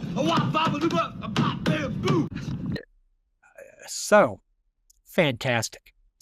The evolution continues. She takes him to the country. He's going to learn how to be a country singer. She puts him in like that big gaudy 80s getup. Think Colonel Homer in what Colonel Homer's wearing. And she takes him to like his band or her band, and she's going to be like, I got a song for you. Get ready. This is the song, the first country song Sly sings in this movie. Budweiser, you created a monster, and they call me Wiggenstein. And they call me Wiggenstein. Yeah, I'm drinking Stein. I'm drinking Stein. Okay. So now we'll go to this is half the clip. I have a lot of this last song because it involves the duet with Dolly. He has wowed a crowd. The bet has happened. She's out of it. Sulky business guys in the back. Oh, God damn it. I can't. Fuck Dolly Parton is out of the contract. Slides, crush him with the crowd. Enjoy. Stay out of my bedroom. Baby, if you can't take the heat. If you want it, come on and get it, baby. Satisfaction guaranteed. I'm a pleaser, free and eager. I ain't never had as much as I need. Easy loving, that's down my alley. I might be easy, but at least I ain't cheap. That's how, like, when you can't hit a note in karaoke, you try to do like a guttural thing to try to sound like you can sing. That's what he's doing the entire time. I would like to note a couple of things. 9 Golden Raspberry nominations, if that holds any sway for you. Some people think it's great. Some people don't care. There is one very important crew member I wanted to note. One very important crew. Do you know who directed? Yeah. Who directed A Christmas Story, Randy? Yeah. Bob Clark and Porky's, yeah. Real pedigree for bullshit, doesn't he? It's amazing. Well, they brought him in to help, like, because they got rid of the other director, right? On this one, too? I missed it on this one. Jesus. Yeah. I think Don Zimmerman, was the guy's name. That was the original director. This isn't even one of the other, like, 4 I have where Stallone fired the director. That's amazing. And then I'm sure you have this, but then Stallone just, like, completely throws him under the bus in an interview much later. I do have that. I'm sure you did, because you want to shit talk A Christmas Story. Go ahead. Yes, I do have that. No, I don't have any. I just know I looked that up. Christmas Story sucks, and of course this guy got the credit for directing this shitty movie. So there you go. The only other thing I want to say is we're hitting the boxes, right? Stallone got a director fired or something happened with the crew. And also he was a dick backstage story before we move on to Arnold. Yeah. So did you see the story about the homeless man and Dolly Parton? So no. They were leaving somewhere after filming. Stallone was nearby and Dolly Parton stopped to give this homeless man a shawl. And Stallone said, "Don't you put that good shawl over that scum. He could have made something of himself. We did." And then appalled, Parton turned on her co-star. "Well, you could have knocked me over with an angel feather," she wrote. I believe this is in her autobiography. "I couldn't believe what a man I considered a friend was saying. I grabbed the shawl back from him and wrapped it back around the man. I stood right up in Sly's face and said, 'Hey, look, that could have been you, you ungrateful son of a bitch, except by the grace of God. Who knows? It could be an angel sent to show you what an asshole you really are. Yeah, at least he's one of God's creatures, and that's good enough for me.'" Parton said Stallone seemed stunned, but rightfully ashamed. The next day, she heard from a member of the crew that Stallone had gone and bought the man a blanket. She said outside of that, they did get along during filming. So, Dolly, national treasure by every account ever written. Like there is a million of those stories, and it's all awesome. 100%. Wonderful human being. As Stallone, you're going to get more stories of him being a dick. And yeah, right. Get ready. I could not escape how deeply terrible all of that is. I would think if this made money, it would be a so bad it's good interpretation. People like, you got to go see this crap. I would argue that, and we're switching over to Arnold, that Conan the Destroyer sort of fits into that realm of it's almost a little, it's cheesier and more over the top than, like, Conan the Barbarian really tried to, like, feel like it was truthful to the lore and all that other stuff. And Conan the Destroyer just kind of like, let's just make this like wild and kind of throw a whole bunch of shit together and just lean into the fact that this is kind of insane. And you're right. And that one did pretty well, I believe. Yeah, that had, what's the budget for Conan the Destroyer? I have the budget for Terminator. Because I didn't care about the movie. Because much that we talk, it's not for me. It's just not one I wanted to revisit. Yeah. So it made like $12 million against its budget. So it made $30 million on an $18 million budget. We talked about Conan as a franchise for me when I said I don't really care about them. It made money. The bread and butter for Arnold. Yeah, it's the fucking Terminator, which it's top to bottom amazing. It's the movie that launched James Cameron into the stratosphere.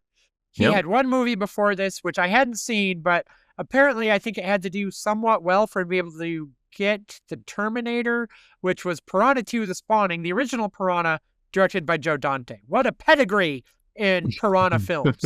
My goodness. Nice. So, but he had written the Terminator, and he had a deal that only he could direct it. Like, he had made a deal when he sold it that, so this movie could have never made. He had to get a certain threshold, I believe, to be allowed to direct the Terminator. He got there, and my goodness. But Arnold, they could have cast OJ. That's the famous trivia fact. Would you have rather had OJ Simpson? No, of course not. I'm kidding. Regardless. I'm joking of whatever.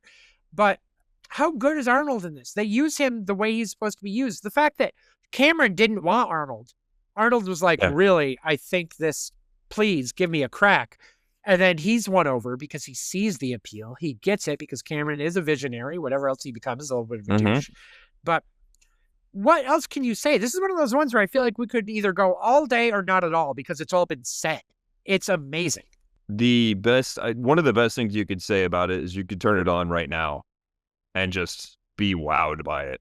It's so impressive. It's so well made. I mean, this is when brilliant cinema is constructed and has everything working for it, it stands the test of time, and you can put it on anytime, and it's still great. And I think this is a perfect example of that, where everyone is put in the right spot, all the technological innovations that were utilized, all the visual effects, all that other stuff. It's great and awesome, and I feel like that's part of it. There's not a lot to say about it.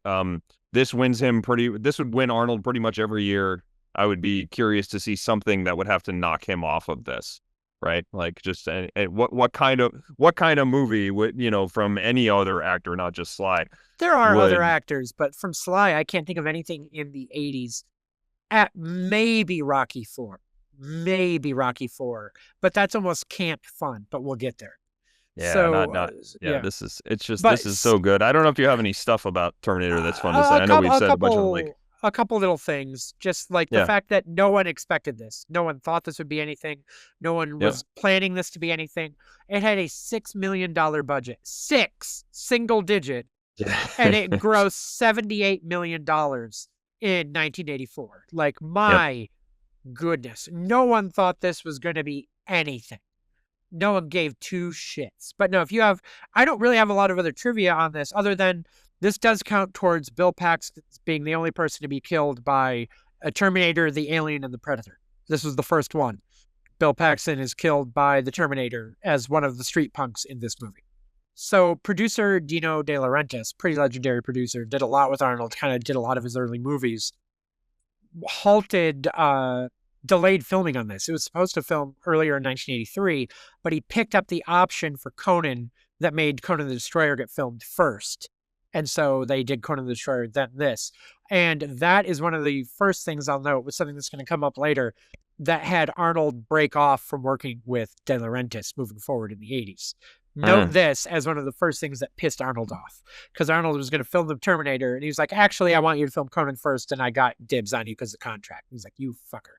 So that made him unavailable and delayed the filming.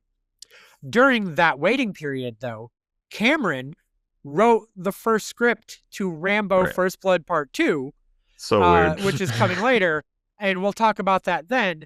But he says his script was gutted and that the only stuff they kept of what he wrote were the action sequences. He has famously said that he wrote the action in that movie and Stallone wrote the politics, but we'll get there. Yeah. So Sly rewriting something that someone else had that was good, shocking. Exactly. The fact that Sly rewrote James Cameron in the 80s, which is hilarious to think about. So it's the other note that I had from Terminator is that, Cameron saw that there were limited, we talked about this in Conan the Barbarian, limited lines for Arnold. I think he had 24 lines in the whole movie. He had 14 in Terminator. And I've seen it's somewhere on YouTube and just put in all of Terminator's lines or something like that, and someone reads all of Arnold's lines back to back, and it's like less than a minute and a half of dialogue. It's incredible. I found a similar video, but it's of every Terminator movie until 5 years ago, so maybe Dark Fate's not in this. But in every Terminator movie from 1984 until I think 2019, 5-minute clip. Yeah, So, it's incredible. Yeah, that's nuts. So, anything else on Terminator before we move on? And obviously Arnold No, gets the just year, right? awesome, amazing, yes, and Yeah. wins it going away regardless of what he's going My against. goodness. What a terrible year to have Rhinestone come up against the fucking Terminator. We can pivot to Arnold in 1985, and let me hit that first trivia bit right away. Because I have, not being a Conan fan, I thought Red Sonja was a spin-off of Conan. I said Conan like he's Conan the comedian. Yeah. Conan. Conan Yeah. O'Brien the Barbarian. Just because I had no interest in it, right? But so it's not. It's Bridget Nielsen as Red Sonja, and Arnold is playing a completely different type of barbarian. I don't even remember his character name. But it's basically female Conan is this movie, and he's the co-star. But did you read the behind the scenes on the filming of this fucking movie and all the drama that went down? This is nuts. Some of it. So But let me detail this. Is to preface this, I would note that Schwarzenegger has commented that Red Sonja is the worst film he has ever made. He joked, "Now I tell my kids, if they get out of line, they'll be forced to watch Red Sonja 10 times in a row. And it must be working because I haven't had much trouble with them." I found that too and love that. That's my goodness. So, again, I thought this was Conan. It's Conan. It was not. So apparently, Schwarzenegger signed up for a glorified cameo, is how he described it, as a favor to producer Dino De Laurentiis. Much to his surprise, he was on set for 4 weeks, 3 weeks longer than he expected to be. And then, when watching a rough cut of the movie, he discovered that his role had been expanded to full co-star thanks to crafty editing angles being chosen and multiple cameras shooting. So they used different angles to act like he was in more of the movie than he was actually in. He was pissed. He had a 10-year contract with De Laurentiis to make and develop more movies, and he terminated it. Hey. Yep. So this movie had an $18 million budget, $7 million gross. I can't tell you much more about the movie other than clearly no one saw it. It didn't do well, and Arnold was pissed that he was marketed and put in as a co-star when he was not supposed to be. Do you have anything else, thoughts on this, or similar notes that you had? The only other thing I found was that the reason that this wasn't Conan was that the film didn't have rights to that character. But he'd been making Conan movies? Did he lose the rights to make Conan movies? Or they couldn't put Red Sonja and Conan in a movie together? The film didn't have rights to the name of Conan because this wasn't in the Conan. That's what it is. Red Sonja is not a Conan character. Correct. Okay. So, and they couldn't merge them together. They didn't have the rights to that property. Understood. So much like I had assumed that it was just Conan, and a lot of other people maybe did too, it was not. I get that now. I was wondering what the deal was there. No, it was just the only other thing I had was that Arnold Schwarzenegger and Bridget Nielsen had an affair during this. So that means that Sly and Arnold have a shared. They're Eskimo brothers. I get it. That technically counts as an Arnold movie. I feel bad that it does, but unfortunately, it's not a cameo. That's a full because of how he's billed and how much he's in it. It has to count. Yep. But he did have a proper hit in 1985. He had Commando. And $10 million budget, $57 million gross. His star is growing the year after Titanic. God, I can't talk. Titanic? Cameron's on the brain. The year after Terminator, his star is still growing. He's making money. My gut reaction with Commando, and I rewatched a bit of this is Schwarzenegger doing Rambo. Like what a Rambo movie would be. This is Schwarzenegger doing Rambo.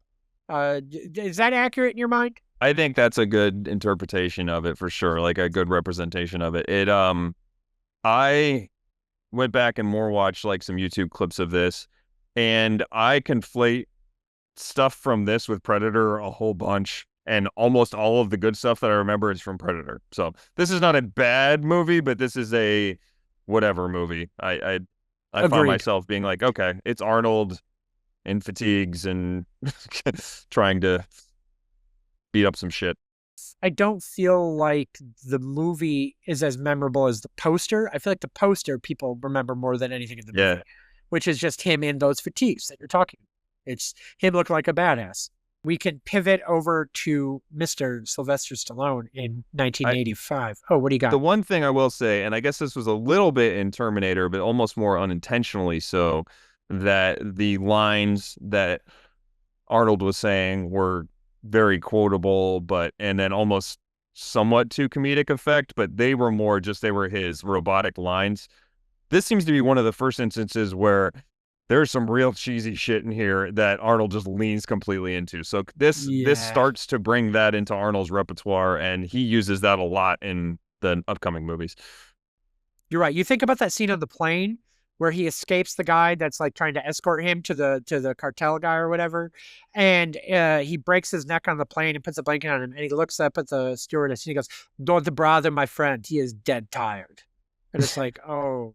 And the other part when he gets up, he's like, "Sir, you're going to sit down. I'm airsick."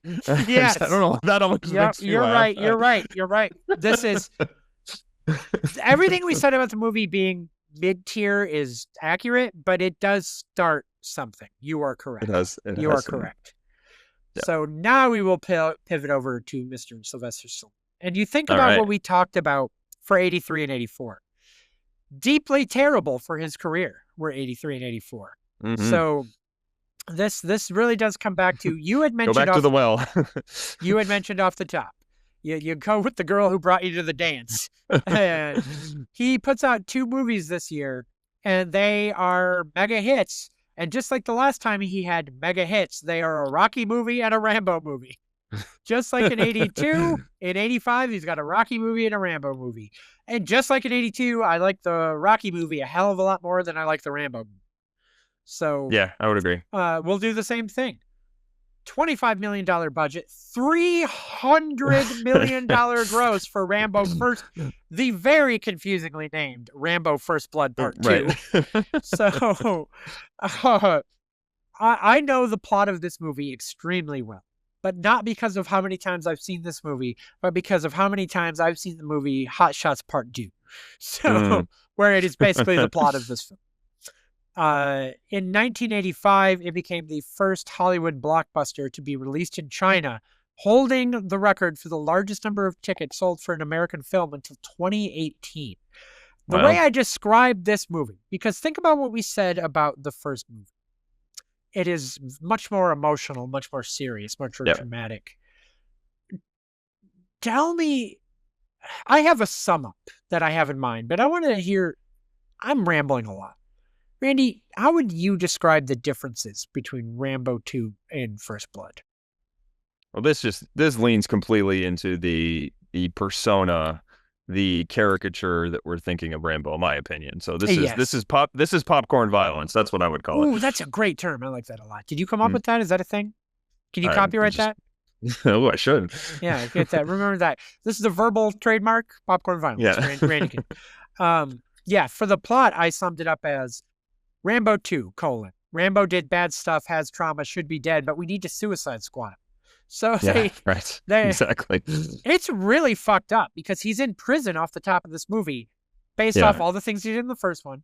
His trauma is still there, and he is as traumatized as ever. But they're like, yeah, but here's the thing. We got some things we need you to go do. We got a Suicide Squad you. You go overseas and kill some people for us. And he's like, okay. That's a terrible message. It's a terrible message. This traumatized Vietnam vet, they're like, yeah, but can we use him?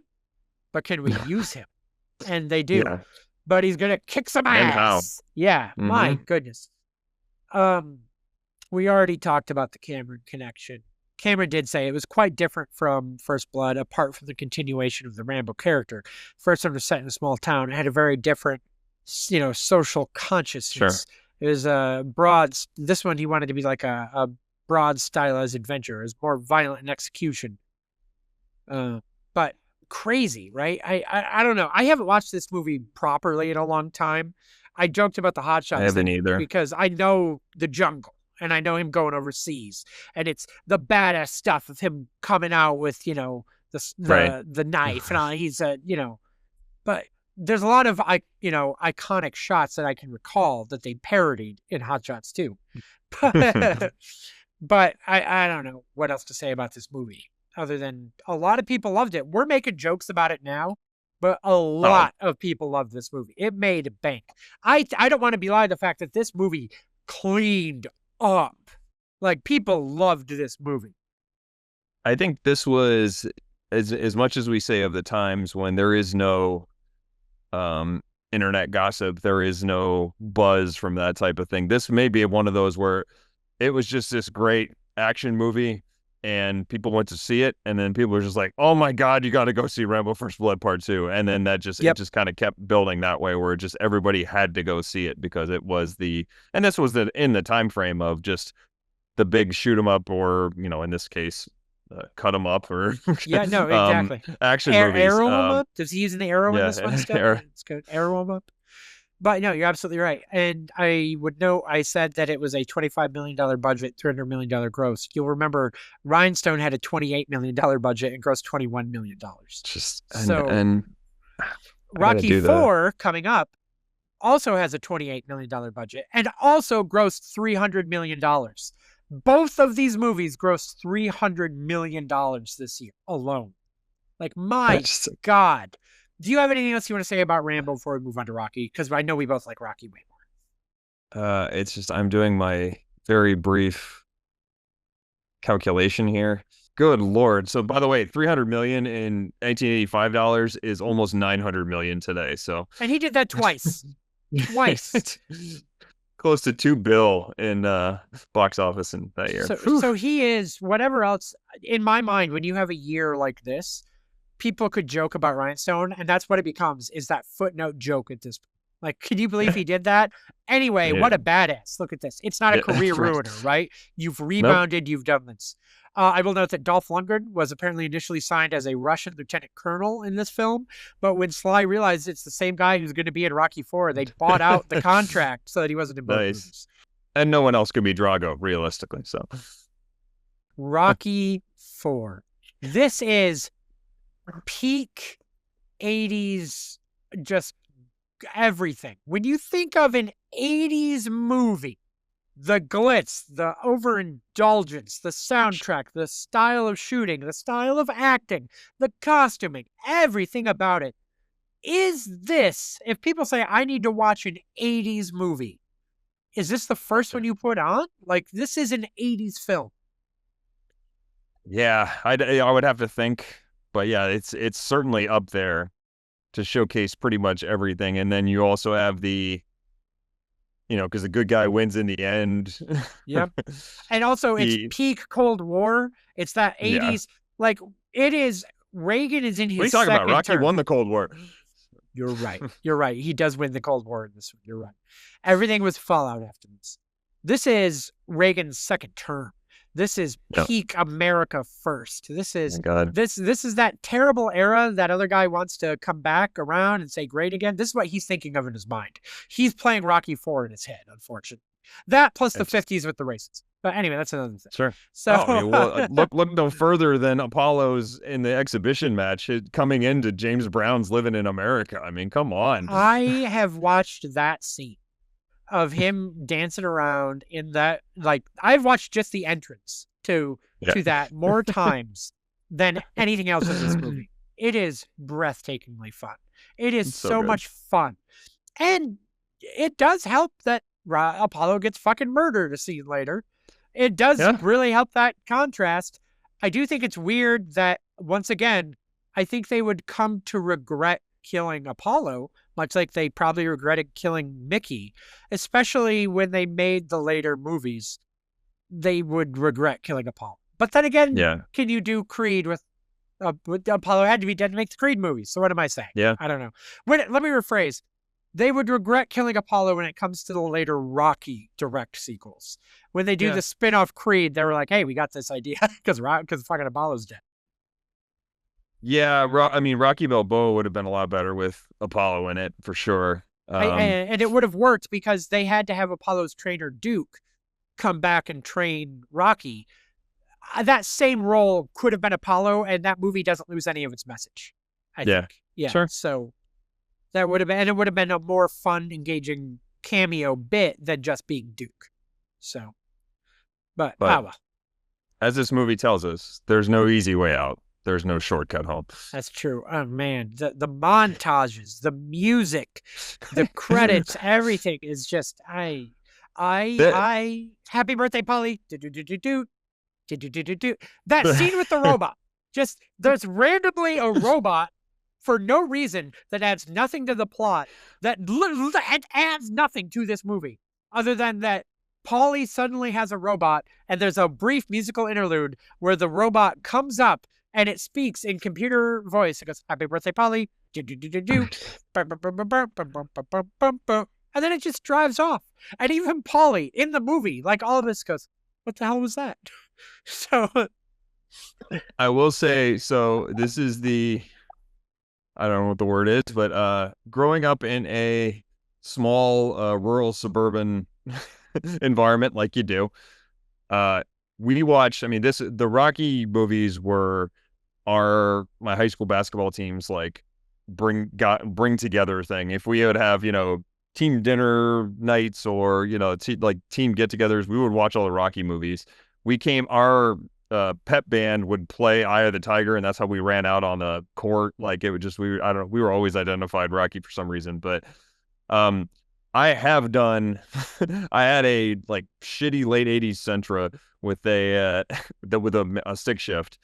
And there used to be this one, it was basically out in the sticks a little bit. It was this one long stretch of road, and dumb 16, 17-year-olds, you're just driving your old shitty car as fast as possible just to see what happens. And I would definitely, it would be me and one of my buddies from the basketball team. We would turn up There's No Easy Way Out and do like shifting like all the way down, driving as fast as we could. Oh my God. Because we're stupid and dumb young kids, but it was it's a memory I have from Rocky IV. I love that so much. And by the way, I would like to note that is something that I don't think we mentioned necessarily about the Rocky franchise as a whole. Think about the jokes between you and I about your sports love, mine not liking, blah, blah, blah. The Rocky movies as a franchise, I adore. And like, why would I? In theory, why would that appeal? Because they're amazing in different ways, in different eras, in different times. Boxing's a little bit different too, because it is very much good guy, bad guy. You know who you're rooting for. Yeah. Fair enough. But so we obviously gave Schwarzenegger the point for 84. Obviously. Yep. 85 is obviously it's Sly. Yeah. It's obviously Sly. I was going to try to pretend for a second that we had to debate, but I couldn't even do it. No. Then we move over to 1986 for Sly, which. Listen, they make the same movie this year. They really do. They really do. And the funny thing is, though, is I might be tipping my hand in that I forgot the movies are Cobra for Sly and Raw Deal for Arnold. I missed Raw Deal. And even when I was doing my research, I missed it again. So did most of the audiences. Yeah, it made money, but yeah. I forgot it existed. I didn't watch. This is the one movie I didn't watch for this. Because I forgot it, and then I was doing it, and I missed it. Do I need to have watched it? It's just Cobra, right? It's the same movie. Basically, it's very similar. Okay. I do have some notes on Cobra. So Cobra was a $25 million budget, $160 million gross. Obviously, marked down from the two. That's the difference. Cobra made a bunch more money than Raw Deal. Do you have the did. budget for Raw Deal, the budget in gross? While you can look it up while I... Yep, it's 8 and 36. So $8 million budget made 36. So it made money. It's not the blowing Cobra the doors just down. made a shit ton of money. Yes, exactly. So the tagline here, pretty famous, I think, from Cobra though. Crime is a disease. I'm the cure. Bridget Nielsen, who was in Rocky IV. This is in the midst of their marriage, Stallone and Brigitte, their crazy 80s Hollywood marriage. I actually didn't know about the affair thing until you said it earlier. What a time to be alive. The way I described this movie, and the way I guess you would probably describe Raw Deal, is this is the movie an AI would write now if it was told to write an 80s action movie. I think this is every single cliche from every part of the genre. And the thing I was getting past is I can't decide if this was helping to solidify and make these things cliches, or was this already playing into existing cliches at the time? Like, I'm not sure on this one. Do you have a thought on that?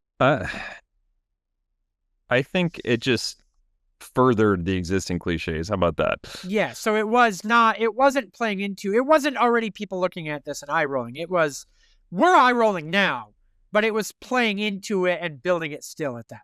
I think that's right. Yeah. Okay. Which is why it still made money and was still, but looking at it through 2024, that's the third time I've done this. 2025 eyes, it's tough to watch. It feels like a joke movie to watch. It was released to genuinely negative reviews, criticism on the excessive violence, overuse of the genre tropes even then were mentioned. It was a box office success. Some people consider it a cult classic, and this was the movie that is largely based off the original script to Beverly Hills Cop that Stallone turned down ages ago. They obviously reworked it quite a bit to become Freddie Murphy. This is apparently the closest to what Stallone's Beverly Hills Cop would have been. So take that for what you will. Yikes. I have great news. I have another Stallone's a dick story from this movie. Are you ready? Shocking. At one point during filming, Stallone complained to cinematographer Rick Waite that they were falling behind and he needed to push his crew to work harder. Waite responded by telling Stallone that the delays were due to his fooling around with Brigitte Nielsen and showing off for his bodyguards. Although Stallone was shocked somebody would talk to him that way. By the way, you'll notice that every time with Dolly and some of these other ones, he's like, oh, what? What? Right. He cleaned up his act and behaved more professionally, although it is said he returned to his old egocentric behavior a few weeks later. No shit. It's only because he got called out. Waite later said in an interview that despite his huge ego, Stallone had a great sense of humor. And about the director, Stallone said that Stallone and I believe the other person that I just mentioned, Rick Waite, mentioned that George P. Cosmataros would have made a great producer, but he was a terrible director. So there we go. The last thing I would note that I love, the one thing I do love in this movie, even though it's not great, is Andrew Robinson and Art LaFleur as the two cops doing, like, I called it store brand Dragnet, where Art LaFleur is Joe Friday, but off the shelf. And Andrew Robinson is the schmug guy who gets punched at the end of the movie. And I also love Andrew Robinson because he's the dad in Hellraiser, who's so great. And more importantly, he is my all-time top 5 favorite Star Trek character, Elam Garak from Star Trek Deep Space Nine. He is the absolute best. God bless you, Andrew Robinson. Let's talk more about Elam Garak on Deep Space Nine. All right, that's your one. You've gotten 2. I suppose I didn't already mention Star Trek once already.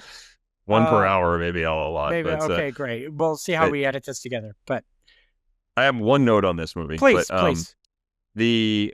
From the Transformers movie in 1986, so the same year that came out, when Hot Rod becomes Rodimus Prime, and it's the song that Touch. Have you seen the Transformers movie, the animated one? Yeah. So when Rodimus becomes Rodimus Prime, and you got the touch, like that. You got that song, the touch. Bam, that was written for this movie, believe it or not. Really, I missed that. That's great. But they use it.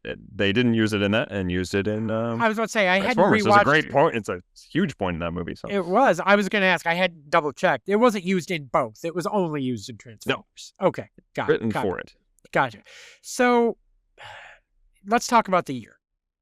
They each only have this one movie. Does Sly get the point? Because it made more money. That was my tiebreaker. Even though neither one really matters. 86 Sly. He's kind of running away with this, huh? 4-1 so far. Yeah, that's how I have it. So yeah, damn. All right. Moving on to. It gets fun. We're good. Yeah, it does. You're absolutely right. Here comes Arnold. Because Arnold is coming back. You're absolutely right. 87. We'll start with. We kind of did double back Sly because Arnold didn't do much, but see, let's just do Sly again because Arnold has more to talk about. Yes, I'll agree. Sly. You're back on your bullshit, Sly Stallone. What are you doing? You were coming around. We may not have loved Cobra, but it was kind of you didn't stumble after one good year, right? You did 2 years where you're still making money, you're doing okay. How about an arm wrestling competition in Las Vegas against the backdrop of a child custody battle? Over the top from 1987. Like chocolate and peanut butter. Arm wrestling and child custody come together to make just a hell of a film. Now, you may not know this. Sly said he was reportedly unhappy with the final film. What do you got? I would say this is in the, I don't know how big the bracket is for like so bad it's kind of good movies, but Over the Top is in the competition of that. It's in that bracket. Like this movie is terrible, but it is much more entertaining than it has any right to be. As opposed to Rhinestone, which was terrible, and I'm like ironically laughing at it to make the Over the Top is terrible, but I might watch it right now if you wanted to. That's the difference, right? You're exactly right. It's breaking news. He said that if he directed the film, he'd have changed the setting to an urban environment and used scored music instead of so many rock songs and made the Las Vegas finale more ominous. Ominous? Cool. Ominous. So it's just a bad movie now. Way so to go, you just Sly. made a bad movie and you would change literally everything about it. Sure, that would fix it. Changing everything about this movie would fix it. And listen, let's talk a little bit about it. You have Robert Loggia as slimy grandpa, money-making bad guy who wants to pay off Stallone to never come near his grandson again. There's a little bit of a road trip where Stallone is like truck driving across the country, arm wrestling for cash in bars, working his way to Vegas where he's going to be in the big arm wrestling competition. I think jokes and the cult nature of this film have conflated one thing about the stakes. I think a lot of people think of this movie and to think the child custody is up for stakes in the arm wrestling match. It is not. It is not. It is simply a child custody drama against the stakes of an arm wrestling competition. They are not arm wrestling for the custody of the kid. And I think a lot of people who have not watched this movie or not watched it in a long time think that's the case. So it is simply that he is traveling. Maybe they should have leaned into that to just make it even more ludicrous. Right, exactly. No, you're the right. The stakes for custody are this arm wrestling match. That is not the case. It maybe, like you said, maybe it should have been. There are a lot of dramatic grunts and groans with arm wrestling. It is a weird movie. Robert Loggia. The thing is, I don't think anybody's phoning it in weirdly. Robert Loggia gives it his all as slimy bad guy grandpa who doesn't want Stallone to have custody of his kid. This is the only time you're going to get Sylvester Stallone versus Terry Funk. Legendary wrestler Terry Funk, who plays Robert Loggia's bodyguard. And I tell you, when Stallone pushes Funk through the window, he bumps his ass off for Sly. He takes that shot through the window like nobody else can. He's done that bump 1,000 times. Exactly. He is a fucking pro. But man, it's not good. $25 million budget, if I didn't mention it, $16 million gross. Whoopsie doodles, this movie bombed hard. One of the most unintentionally comedic titles of all time, because this movie is so over the top. Yes. And just, wow. Moving over to Arnold. But he had two all-timers. One all-timer where I couldn't see, some of the quotes made me think I had overinflated how well this did, or maybe they're overinflating how well this did. It did make money. The Running Man, $27 million budget. I could only find a domestic gross of $38 million, but a lot of quotes saying how well it did and this movie did really well. I could not find a worldwide box office gross. Regardless, it made money, but I am convinced it made much more than $38 million. I feel like this had a resurgence too in cable. And so home like video. I feel like You're right. Yeah, You're right. I feel They like had this had a legs. lot of like HBO and then other ones. Like I remember seeing it on cable a lot, and I think that's probably the first time I ever saw it. And before, I actually rewatched this not within the last year or two, just because it's been on a bunch of different streaming services. It's very fun. It is one of my most favorite Arnold named characters, because clearly Arnold Schwarzenegger is a Ben Richards, but at least they kind of leaned into it on a bunch of the other ones. This one I'm like, come on. You know, is this where does this rank in? Because it is a Stephen King adaptation under his pen name of Richard Bachman, but it is Stephen King, and this was before that pseudonym got exposed. This was actually licensed as Richard Bachman, and the guy found out it was Stephen King. He's like, oh shit, Okay, and then Yeah. by the time it came out, everyone knew. But Sure. this is a really fun movie, like you said. It's It kind of a tale of two films a little bit. There's the first part where there's a bit of betrayal and the future dystopia when they actually wind up being put on the game show portion of the show, Yeah. where they have to run this course to survive, is where the movie comes along and is absolutely stellar with sleazy, genuinely the guy who hosted Family Feud, Richard Dawson, doing an amazing job as a sleazy bad guy. I mean, to say steal, I mean, it's not even. Yes. He is the best part of this movie. I mean, Arnold does a great job of being the sort of the straight man, the action hero, still getting in the cheesy one-liners. And I think that's what I like most about this movie is it leans into the fact it's not really serious. And I think that's the best part about the whole thing is, I mean, of course, the premise, but it does not try to play this as, I don't know, like Hunger Games or something like that, right? Where it's trying to be, not that Hunger Games was bad, but just it's not trying to act like it's like that. It knows what it is, which is the best part about it. It's self-aware. Before we move to the main event for Arnold of this year, Yes. did you see your boy Glenn Powell is doing, this blew my mind, they're coming out this year, a remake directed by Edgar Wright. And Edgar Wright... Oh, The Running Man? Yes! It's coming out I didn't know about this. year. Wow. Me either. I had no idea. I had no clue. Oh, that should be awesome. Edgar Wright and Glenn Powell Running Man remake this year. It comes out in November. Yeah, me too. All in. That's great. I'm hyped. I found out while I was researching for this. Blew my fucking mind. Wow. I am so excited. So let's move over to the main event for Arnold now. Motherfucking Predator. Oh boy. Utterly quotable. Every scene's perfect. I got nothing. I got nothing again. We talk about It's movies Terminator again, yeah. Terminator again in the sense of it's a wildly different movie. No, but how we describe it. It's like, it's almost like, no notes, this rules. Yeah, that's all. I only say that because there could be, somehow, if you're discovering these movies through us, first off, please. This is wildly different than Terminator. What are you talking about, Randy? If you're somehow, I'm so sorry that this is how you discovered these movies. But if you did, holy shit, go watch The Terminator and Predator. They're breathtaking. Although, is it? What? Oh, come on. No, talk it through. Movies. Talk it through. No, I want you to sit in Unstoppable force comes from a different time or land. You are reaching, sir. But no, it's just, my goodness.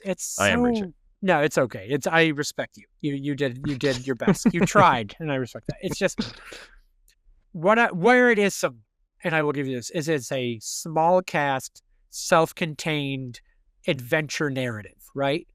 People you're on the run. The difference is it takes that on the run, trying to survive narrative from Terminator and adds in one of my favorite tropes of any movie. It could be horror, it could be action. People are getting picked off and we're losing people. I love it when that happens. You start off with your group and, oh shit, we lost that guy. Oh shit, we lost that guy. I love that in a good movie. And when it's especially when it happens, we don't realize it, and then all of a sudden you're like, "Wait a minute." Yeah, and that's what's now they're hanging up there. That's not good. That is the difference between Terminator and this too. Is Terminator, you know what it is. Predator, the first third, maybe less than that, starts off like it's Commando. Frankly, it starts off like Jungle Commandos action movie, and then suddenly there's an alien stalking them in the jungle. And they're all gonna die. And it's like, yeah, let's go. Here we go. It's so much fun. And it's those same people suddenly having to adapt and figure out how they're gonna make it, and most of them don't. My one gripe with this movie. Please. You cake yourself in mud. That is not going to stop heat seeking. It's bullshit. I want to see a Mythbusters on this. Did they ever do that, I wonder? They should have. Maybe. Mythbusters Predator. I don't find the clip, but it was myth busted. You are correct. A heat detector can be fooled by covering in mud. Myth busted. They had also tried it with a neoprene diving suit. Both failed. Gotcha. Also, now I know they needed to have something that he could have a one-up on the Predator for, so I get it, but But yeah, it kicks ass. You're right. And it's not. It's enough. I don't want to say much, but it is just logical enough to be like, okay. But when you think about it later, it's one of those at the fridge moments when you're thinking about it later. In the movie, it's not taking you out, but you think about it later, like, hey, wait a minute. So, also composed by Alan Silvestri, who did this right after Back to the Future. So what a great little 1-2 punch for him. How about that? But Jesse Ventura, and obviously we have Apollo in this. Carl Weathers. Yes. Dylan, you son of a bitch. We got a lot of good crossover here. Yeah, we had Max von Sydow was in Nighthawks and then in Conan. So there's all sorts of like Sly Arnold crossover going on here. Good call. They fucked the same person. It's amazing. And Arnold has said that "Get to the Choppa" is his favorite catchline, which I was surprised to find that out. Like, he thinks that's his favorite catchphrase out of all of them, like, as opposed to "I'll be back" or "Hasta la vista, baby" or any of that. That's the only one out of the ones that you just mentioned that feel like started as making fun of him and how he speaks. The other two are more playing into the nature. This one, I don't know. Good stuff. It speaks to Arnold's it speaks to his self-awareness, though, that he understands that he, like, there is value in comedic, like, laughing at yourself. I don't know if Sly would ever do that. Maybe his later. Ego wouldn't allow it. I would say maybe later, but in this era, absolutely fucking not in this era. Yeah. So the only other thing I'll note is you do have the famous trivia bit that if we didn't say it, somebody would be like, why did you mention that? That Jean-Claude Van Damme was the first person hired to play the Predator. He didn't really understand how special effects worked and seemed very confused by the fact that he was doing a bright red body stocking, which was to be able to key him out for the scenes because they couldn't use green screen because they're in the fucking jungle. So they used a bright red thing. He was not smart enough to process that and had trouble doing it. He got fired, replaced, blah, blah, blah. Fantastic stuff. They brought the guy in who was Harry and Harry of the Hendersons. That's right. I didn't think to mention that. That's great. Good call. Excellent work. Good work out of you. So that is, of course, a point for Arnold. What a great year, 1986. Yes. My fantastic. Goodness. Love it. He came back hard and strong. Then we move to 1988, where I think this is the only year where you have real, true competition, I think, between the two this year. Yeah. I still think in our minds it's going to be kind of a blowout victory or an obvious victory in our minds. However, I wanted to lead with, I think we are biased based on everything we've talked about. If you were to look at it logistically and really break down someone who liked both films, 1988 is a battle year. The first real battle year. I think that's right. Arnold has two films in 1988, and I will start with the lesser as we do Red Heat, which grossed $35 million at the box office. I can't find a budget for Red Heat, but I imagine it was small. So maybe. This was starting to get into the excessive movie-making time frame, but I bet it made money, though. It is a buddy cop comedy with Jim Belushi. The Belushi no one cares about to this day. But it didn't do great, but there's two quotes I have leading credence to what you said. Schwarzenegger later wrote of the film, "It wasn't the smash I'd expected. Why is hard to guess. It could be that audiences were not ready for us to be making jokes about Russia yet, because it is 1988, or that my and Jim Belushi's performances were not funny enough, or that the director didn't do a good enough job. For whatever reason, it didn't close the deal." Director Walter Hill said the film did pretty well at the box office domestically, but didn't do as well as what we would hoped it would do. He said it was big foreign. It was a very big seller on cassette. Did the movie do poorly, medium, or well? I don't know. Jim Belushi was at his peak. I found something. Sorry, my notes were jumbled. It was a $29 million budget with a domestic $35 million gross is what I found. So that is a profit, but they keep saying how well it did. He said it wasn't the smash, but it did well. Walter Hill's saying it did pretty well domestically. It was a smash at the box office overseas.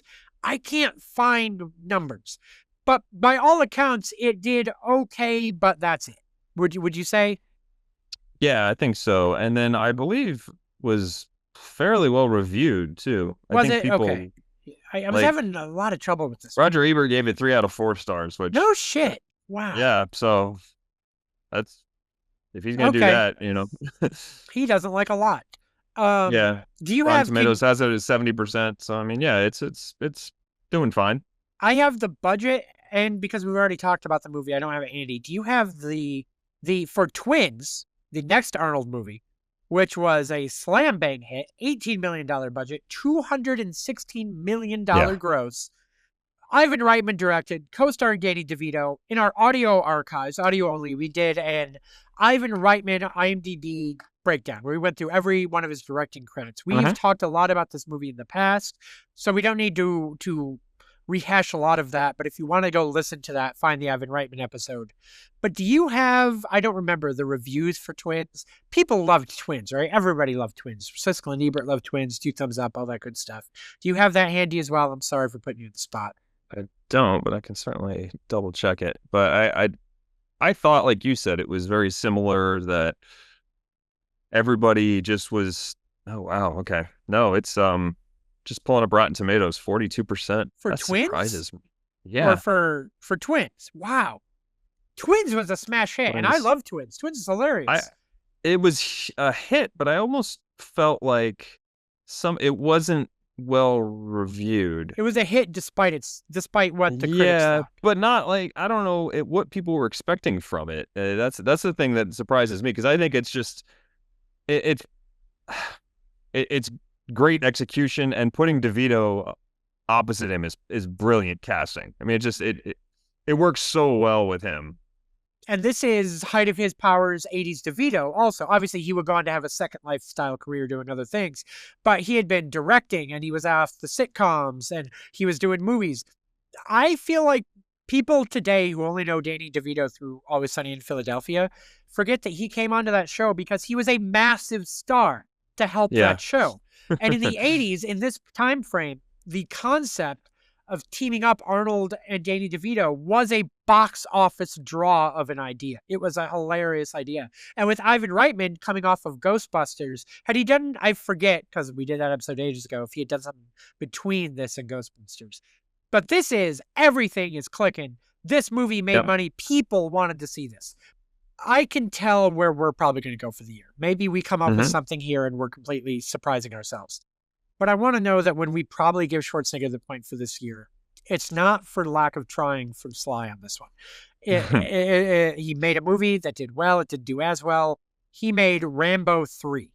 And it is a $58 million budget, $189 million gross.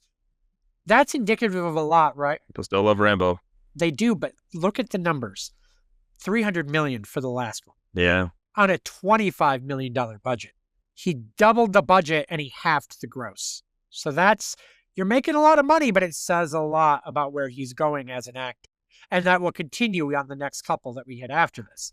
But I really don't have a lot to say on this one other than this is the famous one that people are ready to make jokes about because it's the one where he goes to help the freedom fighters in Afghanistan, which took on a real different connotation after 9/11.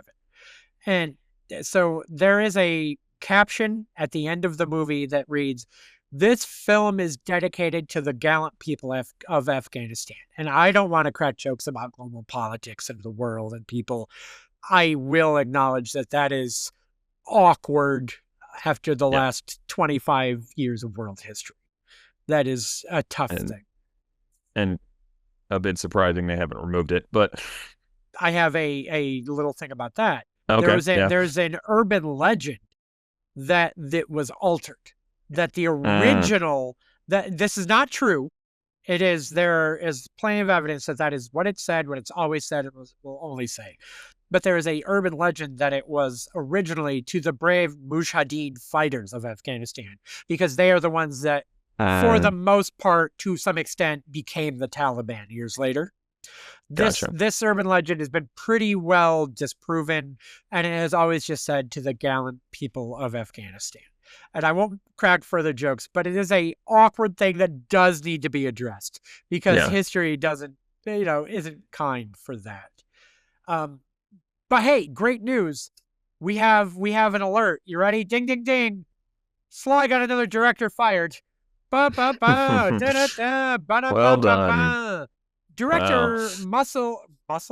Director Russell Mulcahy. So he fired Russell Mulcahy. Stallone did a 2008 online Q&A, like a Reddit AMA type thing. And he said this about why he got the director replaced. He went to Israel. He went to Israel 2 weeks before me with the task of casting 24 vicious-looking Russian troops. These men were supposed to make your blood run cold. When I arrived on the set, what I saw was 24 blonde, blue-eyed pretty boys that resembled rejects from a surfing contest. Needless to say, Rambo is not afraid of a little competition, but being attacked by third-rate male models could be an enemy. Third-rate male models as an enemy that could overwhelm him wasn't happening. I explained my disappointment to Russell, and he disagreed, so I asked him and his chiffon army to move on. That's how he wrote it. He was replaced by Peter McDonald, a veteran second unit director. It was his first film as lead director, but he was experienced. He had actually done second unit action for Rambo 2. So, that works out. And he said he knew instinctively going in what was a good shot and a bad shot. He had tried to do some things with the Rambo character that didn't really work out because Stallone knew his character. It was the third outing as Rambo. And at times he came in and was like, I knew I wasn't shooting Shakespeare, he said. And at times it was hard to take it seriously. But apparently he shot the stick fighting sequence in Bangkok himself using a handheld camera. So good on him. That's really all I have. It's not our cup of tea. There's not much else we can expound upon on the Rambo movies. It's the last one we'll touch because the next one doesn't come out, I think, till 2004 or 8 even. Years later, this is the last gasp for Rambo. But he's still a pop culture phenomenon. He makes movies. People saw this movie. Unfortunately, it didn't have the rebound effect he probably wanted. Because, again, you had that terrible failure. You rebound. Last time he rebounded and had the 2 biggest movies he'll ever have. He did not have that this time. He is declining, Still very bankable, but yes. Exactly. So that's another year for Arnold. Arnold making a little bit of a push late. Another year for Arnold here, 88. 89, however, correct me if I'm wrong, did I miss anything? Did Arnold make a movie? He did not. That's a tough thing. But we have one, correct me if I'm wrong, Stallone only made one movie in 89, Tango and Cash, right? Am I 2. missing one? What did I miss? Yes, he also made a movie called Lock Up. No, I have notes on Lock Up, and I have them up top. Okay. I watched Lock Up for this, which says what I thought about Lock Up. I've already moved on. Wow. Yeah. That's a pretty cookie cutter fucking film. Yes. So the best thing that I would think to say this movie is that weirdly enough, obviously it's years before the story. The cast looked really good, but it does, doesn't it? Isn't that odd? But let me bring up my shit here. But it does not come through on the screen, apparently. Not really. So here's the deal. The best way I can think to describe this movie is, even though it came out first, it's before the story would have been written, it's before the movie came out, this is the plot of The Shawshank Redemption. But he is wrongfully transferred from a low minimum security thing. He's getting out in like 2 weeks. He has 2 weeks left. And there's a vindictive warden from somewhere he'd been transferred a shitbag, before. right? Yeah. Yeah, played by Donald Sutherland, who has him transferred to just the worst prison in town. And he's got to make it 2 weeks. And they try to break him. And he's teaching people and then mentorship. And they're fixing cars and they're bonding. And he has the guy that he takes under his wing that gets killed. And he has the person that betrays. It's Shawshank. But it's bad 80s Stallone Shawshank. It's weird. Right. John Amos in it's maybe that's why it felt very by the numbers. I watched this movie and just kept thinking, I know where it's going to go. I've seen this. I've seen this movie despite not seeing this movie, which is kind of funny that we kind of started with that with Victory to start the decade. And we kind of end that with this to end the decade, where he made a movie where this movie bombed, by the way. budget of $24 million and it only grossed $22 million.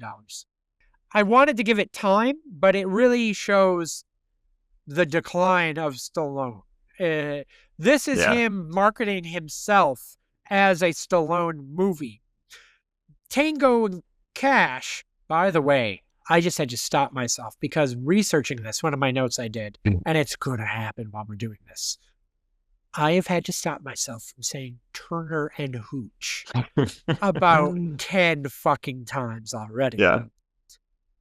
I'm like trying, and the way I've been misspeaking on today's episode, I am like, I'm probably going to do it, so don't worry about it. Okay. This to me shows Stallone as a draw isn't drawing.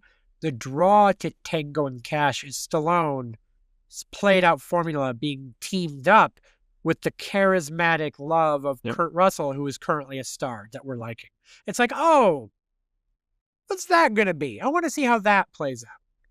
It's a better take on it. So where you have, it's the buddy component of it, which even though they're not buddies, they're whatever rivals, rival detectives.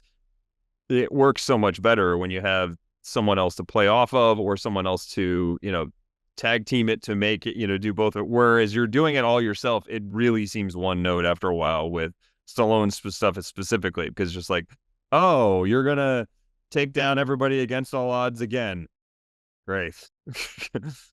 This had, I thought Tango and Cash was, and it did okay, right? It did very well. Yeah, it made a lot of money, yeah. Yeah. I have it right here. $54 million budget, $120 million gross. Yeah. Sure. Which is good. It's comparable to Rambo 3, right? Isn't 100 mil the blockbuster exactly. threshold? So, yeah, I just think you look at it with hindsight of what he's done and where he's going, and you see the ballooning budgets and the lowering income.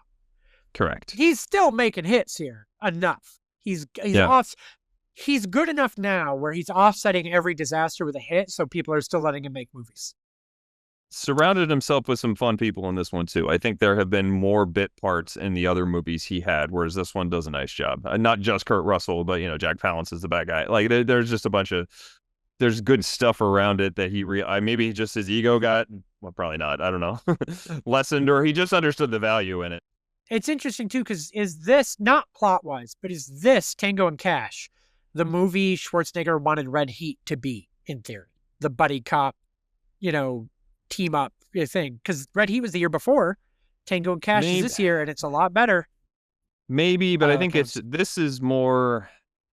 Yeah, I'm trying to think what else is it like. Remember The Hard Way with Michael J. Fox and James Woods? Vaguely, yeah. So it was more that kind of idea, just a slightly, although this is almost I don't want to say they're like similar, but they're both. It's not.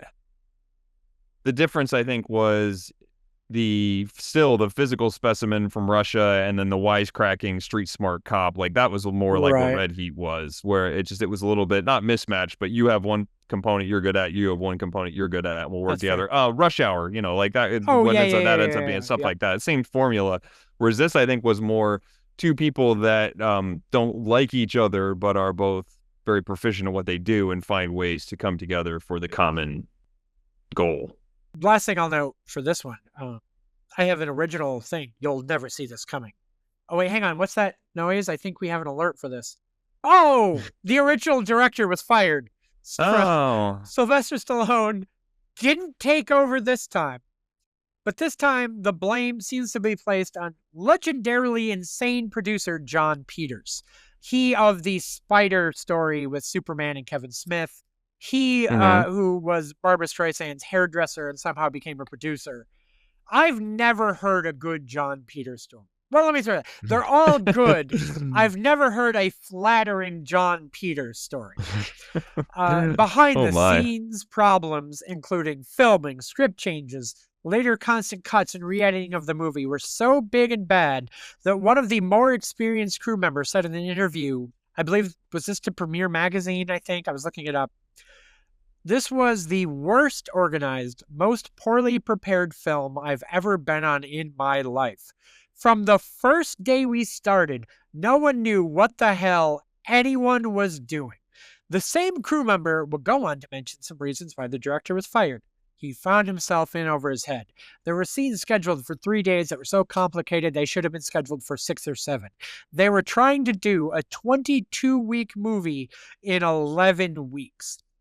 The film ultimately went over its budget by $20 million and had to be completely re-edited by the new director, Stuart Baird, who was a longtime film editor, and would go on to direct the terrible Star Trek Nemesis. So that's a negative Star Trek thing. I said Star Trek. That's your third one. I said Star, but it was a terrible movie. That movie is fucking awful. All right. I think he was friends with Brent Spiner, who plays Data, and he got brought in to do the movie. And all right, so there's your other one. All right. Baby, I can't help it if it comes up. You're done. I can't help it if it comes up natural. It's one of the longest running franchises of all when you time. lead to it and bring it in, it is not natural. It's not my fault that this guy who went on to direct a Star Trek movie was the replacement director for this film. Anyway. It had to be mentioned. It had to be. Did it. Okay. Yes.